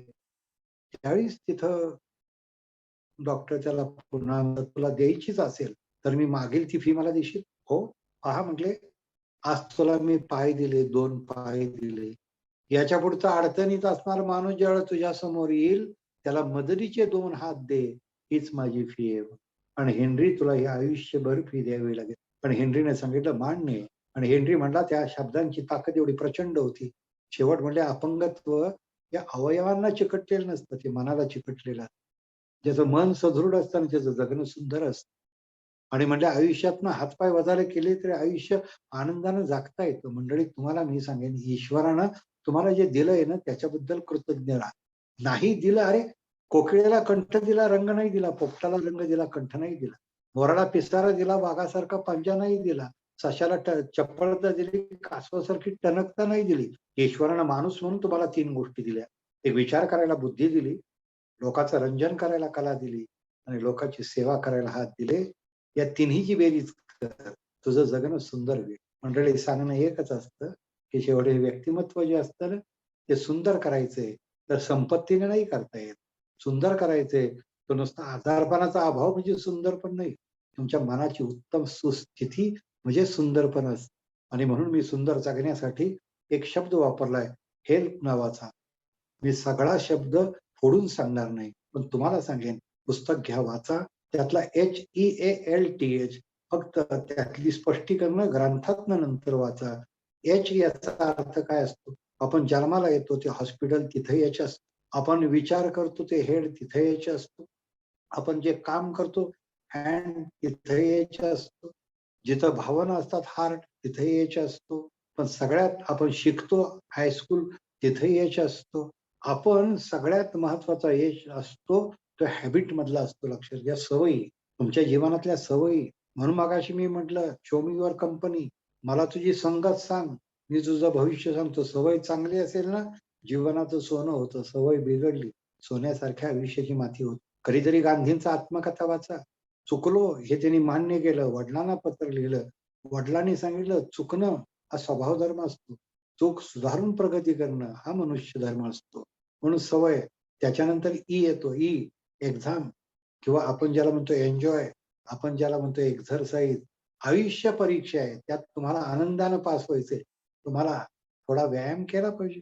मला माहिती आहे, मला महाराष्ट्रभर हिंडावं लागतं, मला योगा करायला पाहिजे, मला ध्यानधारणा करायला पाहिजे. शेवट विवेकानंदांनी सांगितलं ना की जीवनात तुम्ही जेवढे बौद्धिक श्रम घेता तेवढे शारीरिक घ्या, तर तुमचं जगणं सुकर होईल. मला असं वाटतं की एक उदाहरण मी माझ्या ग्रंथात दिलंय. 75 वर्षाची माऊली मला नाशिकला भेटली, नाशिकला नाही, औरंगाबादला. आणि तिनं एक वाक्य सुंदर सांगितलं, एकपट खावं, दुप्पट चालावं, चौपट तिप्पट पाणी प्यावं, चौपट हसावं. जगण्यामधलं सूत्र हेच आहे ना, की तुमचं जगणं सुंदर करायचंय, थोडं हसलं पाहिजे, थोडं छानपैकी विरंगुळा आपल्या जीवनाला घेतला पाहिजे. आज खरं सांगू, मी तुम्हाला व्याख्यानाच्या निमित्तानं सांग की जगण्यामध्ये हे सगळे रंग असतात, पण ज्याचा अर्थ असा की अंतरंगाला मान्यता. आज हे आपल्याला जगणं सुंदर करायचं आहे ना, छान हसता आलं पाहिजे. पुलं नेहमी सांगायची की दुःख कुणाला नाहीये. दुःख कुणाला नाही सांगा ना, दुःख कुणाला नाहीये. प्रत्येकाच्या जगण्याला कुठेतरी दुःख चिकटलेलं असतं, पण त्याच्यात सुख शोधायचं. म्हणजे त्यांनी सहज उदाहरण दिलं, मटारीची शेंगा मला आवडायच्या. मी सुनीताला सांगितलं, हे बघ किती छान आहे मटारीच्या शेंगा. सुनीतानं मटारीच्या शेंगा बघितल्या, तो विकतच चालला होता. केवढ्याला दिल्या रे म्हटले, म्हणजे ₹18 किलो. ₹18 किलो बाईंना महाग वाटल्या. आणि जाताना मला सुनीता म्हटली की तुला डॉक्टरने मटार नको खायला सांगितले, तुझ्या वातोळी शरीराला चांगलं नाही. अगं म्हणलं, घे की मटार, किती हिरवीगार आहे बघ. त्यात त्याला माझा कौल दिसल्यानंतर ते जे मटार विकणार होतं ते आणखीन पुढे आलं. ताई म्हणले, घ्या की, तुमच्या घराशेजारचे नेरकर आहेत ना, त्यांनी त्याच्या घोड्यासाठी 18 किलो घेतले, तुम्ही ह्यांच्यासाठी 1 किलो तरी घ्या. कुठल्या बाईला आवडेल आपला नवरा घोड्याच्या लाईनीत उभा? तिने नाही घेतली. पुढे खाली वाक्य सुंदर लिहिलं, म्हणजे मटार नाही घेतली बाई. मग म्हटले, मी एकदा नेरकराच्या घराकडे बघितलं, एकदा मठारीकडे बघितलं आणि एकदा बायकोकडे बघितलं. आणि मला असं वाटलं की एकदा नवरा होण्यापेक्षा त्या नेरकराचा घोडा झालो असतो तर बरं झालं. मंडळी, साधा आहे बा, जगण्यातलं हास्य हा माणुसकीचाच आविष्कार. जगणं सुंदर कर. HEAL म्हणजे ऍटिट्यूड, तुमचा दृष्टिकोन. HEAL, एल याचा अर्थ प्रेम, परस्पर प्रेमभाव आणि विश्वास. आज तर समाधान जगण्याचा पाय टी, टेन्शन फ्री लाईफ. आणि परत एच येतो, हॅपी माइंड. म्हणून तो मंडळाने मी सांगेन, आपलं जगणं सुंदर करायचंय ना, उत्तम सवयी ठेवा, सकारात्मक दृष्टिकोन घ्या, ग्रंथाची संगत करा. आयुष्य सुंदर आहे, पुष्कळ सुंदर. फक्त सुंदरता शोध घेत तुम्हाला गेलं पाहिजे. आज काकासाहेब वाघ या शिक्षण संस्थेनं हा सुंदर अशा एक वैचारिक उत्सव साजरा केला. मंडळी, भाग्यवान आहात तुम्ही अशी की जिथं द्रष्टे संस्थापक तर आहेत, तो वारसा चालवणारे आज बाळासाहेब आहेत, समीर आहेत, तुम्ही आहात, डॉक्टर दातीर हे सुद्धा मला वाटतं की ते सुद्धा मला संगमनेरला भेटले होते. मी जाताना एक सांगेन की या माणसाने आम्हाला दिलं ना फार. तुमच्या एका मुलानं छान कविता लिहिली की जेवढं अंगण पायाखाली तेवढंच नाचावं. आभाळाचं पुस्तक प्रत्येकानं वाचा. प्रत्येकाच्या गळ्यात दडलेलं एक गाणं आहे. गाणं गावं प्रत्येकानं, गळ्यासाठी अडू नये आणि गाणाऱ्याच्या वाटेवर काटा म्हणून कधी पडू. वेचावी शब्द फुलं. शब्द फुलं याचा अर्थ काय? एक फुलं सृष्टीतली असतात ना, कोण ना शब्द फुलं. मी नेहमी सांगतो, माझी आई फार शिकली नाहीये, कुठल्या विद्यापीठात गेली नाहीये. फुलं गोळा करते, माळा तयार करते आणि देवाला सजवते. छान भजन अभंग म्हणते. एक तुम्हाला सांगेल की आई देवाला सजवते ती तिच्या फुलाने आणि मी माणसाला सजवतो ते शब्द फुलाने. पण वेचावी शब्द फुलं, गुंफाव्यात माला आणि सजवावेत अंतःकरणाचे देवारे. वेचलेल्या शब्द फुलांना तुम्हारे सुगंधाचे यावेत आणि प्रत्येकाचे हात काकासाहेबांसारखे चंदनाचे व्हावेत. ते हात चंदनाचे व्हावेत, ते जगणं चंदनाचं व्हावं, यासाठी आपल्या डोळ्यासमोर सुद्धा असे उत्तुंग आदर्श असावे लागतात. त्या काकासाहेबांच्या स्मृतीला प्रणाम करतो आणि मंडळी राजा. धन्यवाद सर. सरांनी आपल्या व्याख्यानामध्ये अत्यंत सुंदर आणि मार्मिक उदाहरणे देऊन सरांनी आपलं व्याख्यान पूर्ण केलेलं आहे. संत ज्ञानेश्वर असतील, विवेकानंद, शांताबाई शेळके, महात्मा गांधी, अहिल्याबाई, पंडित नेहरू, अब्राहम लिंकन यांची मार्मिक उदाहरणे देऊन सरांनी जीवन कसे जगले पाहिजे आणि जीवन जगण्यासाठी HEALTH त्याचा अर्थ पण सरांनी सांगितलेला आहे. आपल्या व्याख्यानामध्ये त्यांनी ज्ञानेश्वरांनी केलेली वक्त्याची व्याख्या देखील त्यांनी सांगितलेली आहे. ज्ञानेश्वरांनी की वक्ता कोण असतो? जो हृदयाची तार छेडतो आणि वक्तृत्व ते असते जी विचारांची साधना असते. तत्वज्ञान आणि जीवन याचा केंद्रबिंदू माणूसच आहे, म्हणून माणसासाठी जगावे आणि माणूस सुद्धा श्वास घेऊन जगतो आणि ध्यास घेऊन जगतो आणि जो ध्यास घेऊन जगतो त्या ध्यासातून तो इतिहास घडवत असतो. पद्मश्री कर्मवीर काकासाहेब वाघ हे यासाठी एक उत्तम उदाहरण आहे असं सरांनी सांगितलं. त्यांच्या जगण्यातून आपण समर्थन भाव घेतला पाहिजे. माणसातलं मी पण जेव्हा गळून जाते तेव्हा देव पण येत असते. त्यांनी लिंकनचं पण उदाहरण सांगितलं की नम्रता ही अब्राहम लिंकन सारखी असावी आणि जीवनातील खरं सत्य हे महापुरुषांना समजले होते. आयुष्याच्या वाटेवर जेव्हा ग्रंथ येतात तेव्हा तुम्हाला जगण्याचा खरा अर्थ कळतो आणि आयुष्य हा मोठा महासागर आहे हे आपल्याला सरांच्या व्याख्यानातून कळालेलं आहे. धन्यवाद सर. यानंतर प्रश्न उत्तर आहे.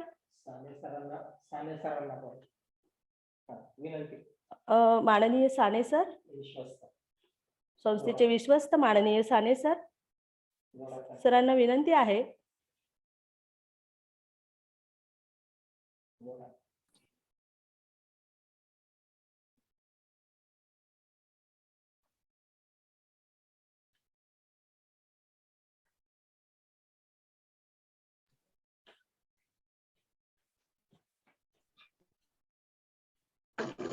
साधारणतः तासभर, सव्वा तासभर सरांनी खूप छान या विषयावर आपल्याला मार्गदर्शन केलंय आणि एक वेगळा आपण जे सगळं टेक्निकल क्षेत्रात काम करत असतो पण ते करताना जीवनाचं सूत्रच त्यांनी आपल्या समोर सांगितलेलं आहे. खूप छान. आणि मगापासून मी ऐकतो आहे. एक सव्वा तासामध्ये विषय खूप मोठा आहे पण आपण तो खूप सुंदररित्या मांडलाय, त्याबद्दल आपले आभार. आणि काही प्रश्न लोकांचे असतील तर त्यांनी जरूर विचारावे.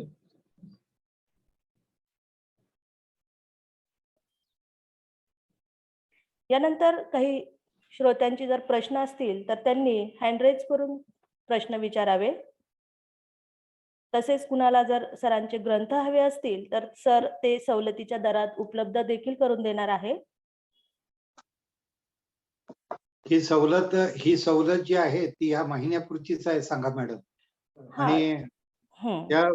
त्यासाठी त्या विद्यार्थ्यांना वाटलंच तर मोबाईल नंबर द्या आणि पत्ता मराठीतनं लिहायला सांगा. Okay sir. ही सवलत थोड्या दिवसांसाठीच आहे, कारण ग्रंथही काय आता फार नाही शिल्लक. Okay sir. ते तुम्ही निवेदन करा तुमच्या पद्धतीनं, प्राचार्यांना सांगा. हो सर. तुमच्या काही जर महाविद्यालयाला हवे असतील तर ते आताच सवलत मिळेल तुम्हाला, जर ते देईल. डॉक्टर दातीर सरांना विचारा काय म्हणतायत पाहत. हो सर, नक्की सांगते. श्रोत्यांना जर ग्रंथ पाहिजे असेल तर ती सवलत ह्या महिन्यापुरतीच मर्यादित आहे. कुणाला काही प्रश्न विचारायचे असेल तर आणि त्यांचे आणि hand नंबर raise त्यांना करावे. द्या. हो सर. मॅडम त्यांना द्या. म्हणजे 2-3 नंबर. नंबर आहेत. 94-22 तुम्हाला लिहून घ्या, मी सांगतो. 94-22 हो. 60-61 हम्म. आणि 77. 94-22 60-61 77. आणि मला जरी अगदी त्यांचे देखत संकोचल्यासारखं वाटत असेल आणि स्वतंत्रपणे फोन करून विचारलं तरी मी त्यांना उत्तर देईल. कित्येक मंडळी जी असतात ना, त्यांना खरंच असे मोठे काही वेळा असं वाटतं की हे कुठं व्यक्त व्हावं. आणि अशी मुलं कित्येक, मी आता मध्यंतरी धुळ्याला व्याख्यान दिलं आणि धुळ्यानंतर मला एका मुलीने इतका सुंदर प्रश्न विचारला आणि मी चकित झालो की ह्या मुलीची एवढी उंची तशी आहे. म्हणजे मला काही वेळा असं वाटतं की मुलं हे जे चिंतन करतात ना, कारण आपण जे करतो विचार, त्या विचारांचं विश्व वेगळं असतं, मुलांचं त्याही पेक्षा वेगळं असतं. हो सर. म्हणजे त्यांनी तर म्हणजे त्या मुलीनं सहज प्रश्न विचारला की सर, ज्ञानेश्वरांना आयुष्य 22 वर्षाचं मिळालं, विवेकानंदांना आयुष्य 39 वर्षाचं मिळालं, बालकवींनाही असं आयुष्य कमी मिळालं, आणि मग ह्यांना का म्हणून शिक्षा अशी झाली ईश्वराने दिली? काय उत्तर देणार आहे तुम्ही? मी त्या मुलीला सांगितलं, ज्ञानदेव 22 वर्ष जगले, पण 22 शतकं आपल्याला देईल असं सामर्थ्य त्यांच्याकडे होतं. मी जे तुम्हाला सांगितलं ना, की काही युगपुरुष असतात ते वेदनेच्या वाटेनं जातात, जेवढी वाट असेल तेवढ्याच वाटेने जातात, पण तुमच्या जीवनात आत्मज्ञानाची पहाट निर्माण करतात. तुम्ही एका वेगळ्या दृष्टीनं, वेगळ्या नजरेनं त्या साहित्याकडं, त्या व्यक्तींच्याकडं किती जगला हे महत्व नाही, कसा जगला हे महत्वाचं आहे. त्या जगण्याला केवळ तुम्ही अशी लांबी आहे म्हणून श्रीमंत मानू नका, त्या जगण्याला खोली किती आहे तुम्ही बघा. आणि हे जर तुम्हाला, म्हणजे साने गुरुजींनी आम्हाला तेच सांगितलं ना, की विहीर खोल आहे, पाण्यानं भरली आहे, बादली टाकली आहे, पण बादली बुडच आपटत बसली तर बादलीत काही येणार नाही. बादलीलाही नम्र व्हावं लागतं, तेव्हा ते पाणी बादलीत येतं. तुम्हाला ज्ञान घ्यायचंय तर नम्र व्हा, हे आम्हाला गुरुजींनी सांगितलं. हा संस्कार आहे. साने गुरुजी वाचत जाल त्यावेळेस तुम्हाला कळतं ना, वेगळ्या दृष्टीनं बघावं लागतं. आणि म्हणून तुम्ही नंबर द्या त्यांना, मुलांना जर सर. बोलायचं असेल. आणि तुम्हाला प्राध्यापकांनाही सांगतो, तुम्हाला सर. जर काही विचारायचं असेल ना तर पाटणे सर. फोनवरनं छान विचार. हो. डॉक्टर पाटणे सर, वेदपाठ सर जे आहेत, वेदपाठ म्हणून त्यांना प्रश्न विचारायचा आहे तुम्हाला. कोण म्हणला? कोण श्रोते आहे. श्रोते म्हणजे तो प्राध्यापकांच्यातला आहे का विद्यार्थ्यांच्यातला आहे? निमंत्रित श्रोते आहे ते. निमंत्रित म्हणजे? वेद पाठक आम्ही निमंत्रण दिलेले श्रोत्यांपैकी आहे ते. त्यांना तुम्हाला प्रश्न विचारायचा आहे. विचारू दे की विचारू दे.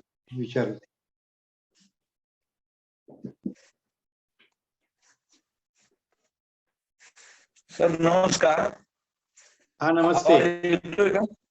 नमस्कार. मी डॉक्टर श्रीहरी वेदपाठक बोलतो.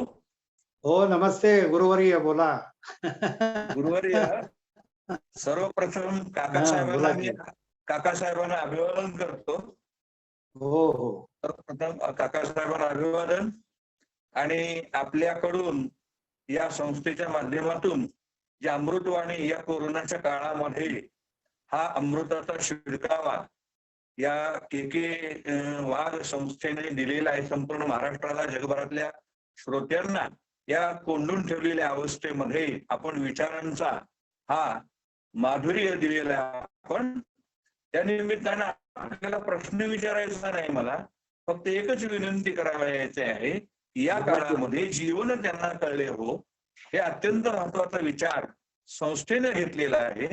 आणि हे जीवन अगदी लहानापासून थोरापर्यंत कळण्यासाठी ग्रंथांची सोबत आपण तर करतच आहात. व्याख्यानमालेतून विचाराचा हा दीप आपण जगभरात नेत आहात. पण या संस्थेच्या माध्यमातून मी आपल्याला एक विनंती करणार आहे की हा बोला की बोला. विचाराचा नंदादीप अशा के वाघ सारख्या संस्थेने जर निरंतरपणे चालू ठेवायचा असेल तर काय करून द्यावं लागेल अशा महाराष्ट्रातील नामांकित संस्थांसाठी हा एक संदेश आपण सगळ्या शिक्षण संस्थांना द्यावा अशा प्रकारची विनंती आपल्याला करावयाची आहे. नमस्कार. वाह वाह वाह. धन्यवाद. मॅडम, म्हणजे तुम्ही हा संकल्प केलात आणि चांगला उपक्रम, कारण वेदपाठक हे अत्यंत ज्ञानसंपन्न अशा पद्धतीचे गुरुवर्य आहे आणि त्यांनी केलेली सूचना तुमच्यासाठी आहे. मला आनंद वाटतो. त्यांनाही माझा नमस्कार. सन्माननीय कुटे सर, स्वागत आहे. यानंतर सन्माननीय सुनील कुटे सर यांना एक प्रश्न आहे, यांचाही एक प्रश्न आहे. नाही, माझा प्रश्न नाही, मला फक्त माझी एक भावना व्यक्त करायची या निमित्ताने की खूप वर्षानंतर शिवाजीराव भोसलेंचं व्याख्यान ऐकल्याचा आज एक चांगला प्रत्यय आज सरांच्या या व्याख्यानातून आला.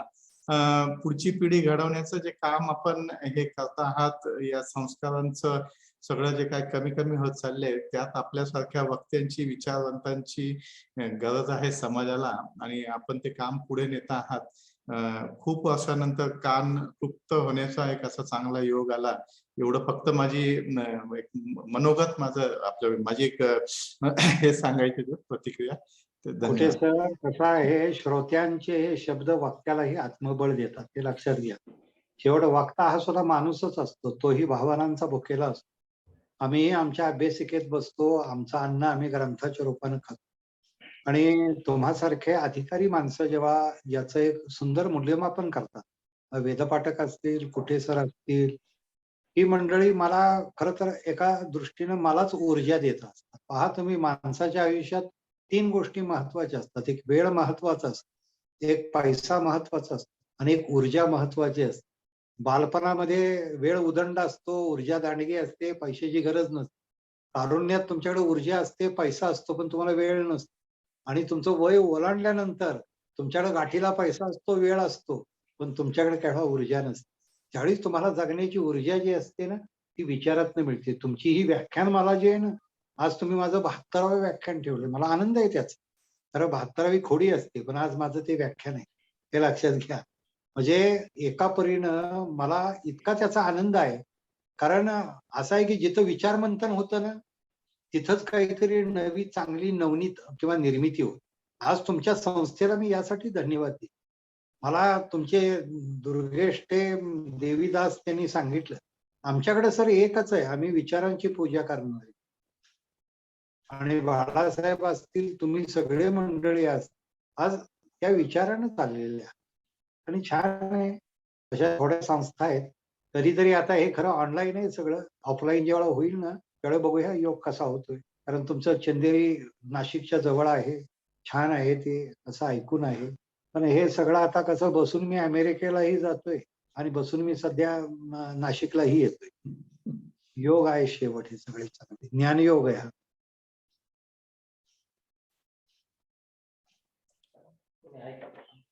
कुणाचे प्रश्न आहे का अजून?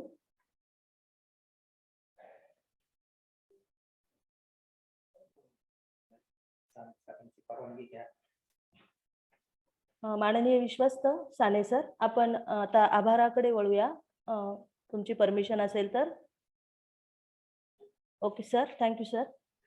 यानंतर के वाघ शिक्षण संस्थेच्या वतीने आमच्या वरिष्ठ महाविद्यालय चांदोरी यांनी आयोजित केलेल्या कर्मवीर काकासाहेब वाघ स्मृती प्रित्यर्थ आयोजित व्याख्यानमाला कार्यक्रमासाठी ऑनलाईन उपस्थित असलेले प्रमुख अतिथी व वक्ते ज्येष्ठ साहित्यिक डॉक्टर यशवंत पाटणे सर या ठिकाणी उपस्थित राहिले आणि आपला वेळ दिला. त्यांचे के वाघ वरिष्ठ महाविद्यालयाच्या वतीने हार्दिक महाविद्यालयाच्या वतीने आभार. के वाघ शिक्षण संस्थेचे अध्यक्ष व कार्यक्रमाचे अध्यक्ष माननीय बाळासाहेब वाघ तथा भाऊ या कार्यक्रमास उपस्थित राहिले. के वाघ वरिष्ठ महाविद्यालय चांदोरी यांच्या वतीने त्यांचेही आभार.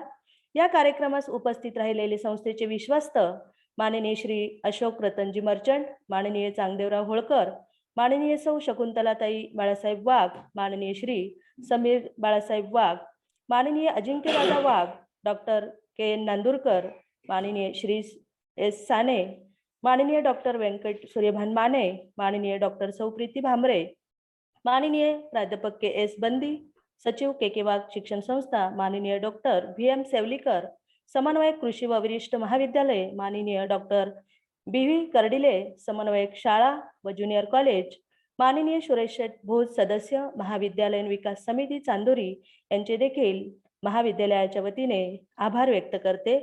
याबरोबरच संस्थेच्या विविध महाविद्यालयाचे सन्माननीय प्राचार्य, निमंत्रित मान्यवर या कार्यक्रमासाठी तसेच या कार्यक्रमासाठी झूम सॉफ्टवेअर उपलब्ध करून देणारे के वाघ अन्न व तंत्रज्ञान महाविद्यालयाचे प्राचार्य माननीय देवशेटे सर व मंत्री मॅडम यांचेही आभार. तसेच प्राध्यापक, शिक्षक व शिक्षकेतर कर्मचारी आणि विद्यार्थी व पालक या सर्वांचे के वाघ शिक्षण संस्था नाशिक व के वाघ कला वाणिज्य विज्ञान व संगणक विज्ञान महाविद्यालय चांदोरी यांच्या वतीने मी आभार व्यक्त करते. धन्यवाद. त्यानंतर चांदोरीची आमची सर्व टीम यांनीही या कार्यक्रमास सहाय्य केले, त्यांचेही महाविद्यालयाच्या वतीने आभार व्यक्त करते. धन्यवाद.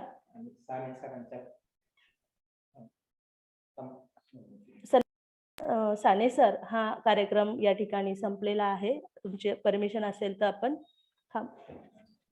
हो, नक्कीच. ओके, धन्यवाद सर. आपल्या वक्त्यांना, मुख्य म्हणजे धन्यवाद एका चांगल्या भाषणाबद्दल. थांबूया. Okay sir, thank you sir.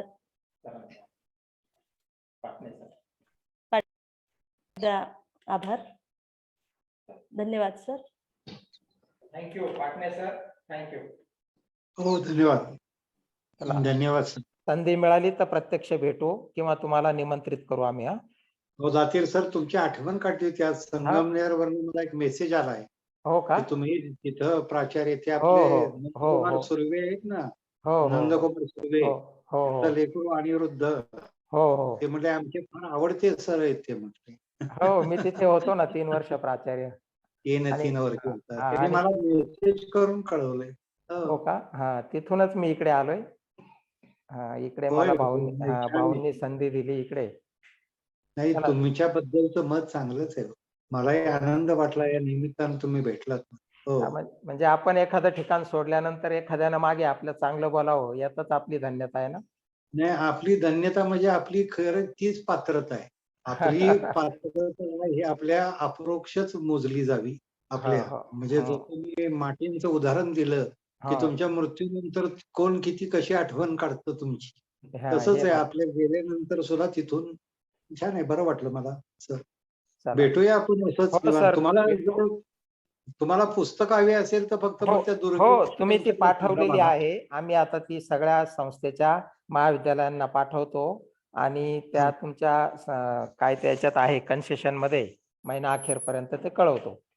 शक्यतो संस्था पातळीवर डिसिजन घेऊन सगळ्या लायब्ररीत ठेवू आपण.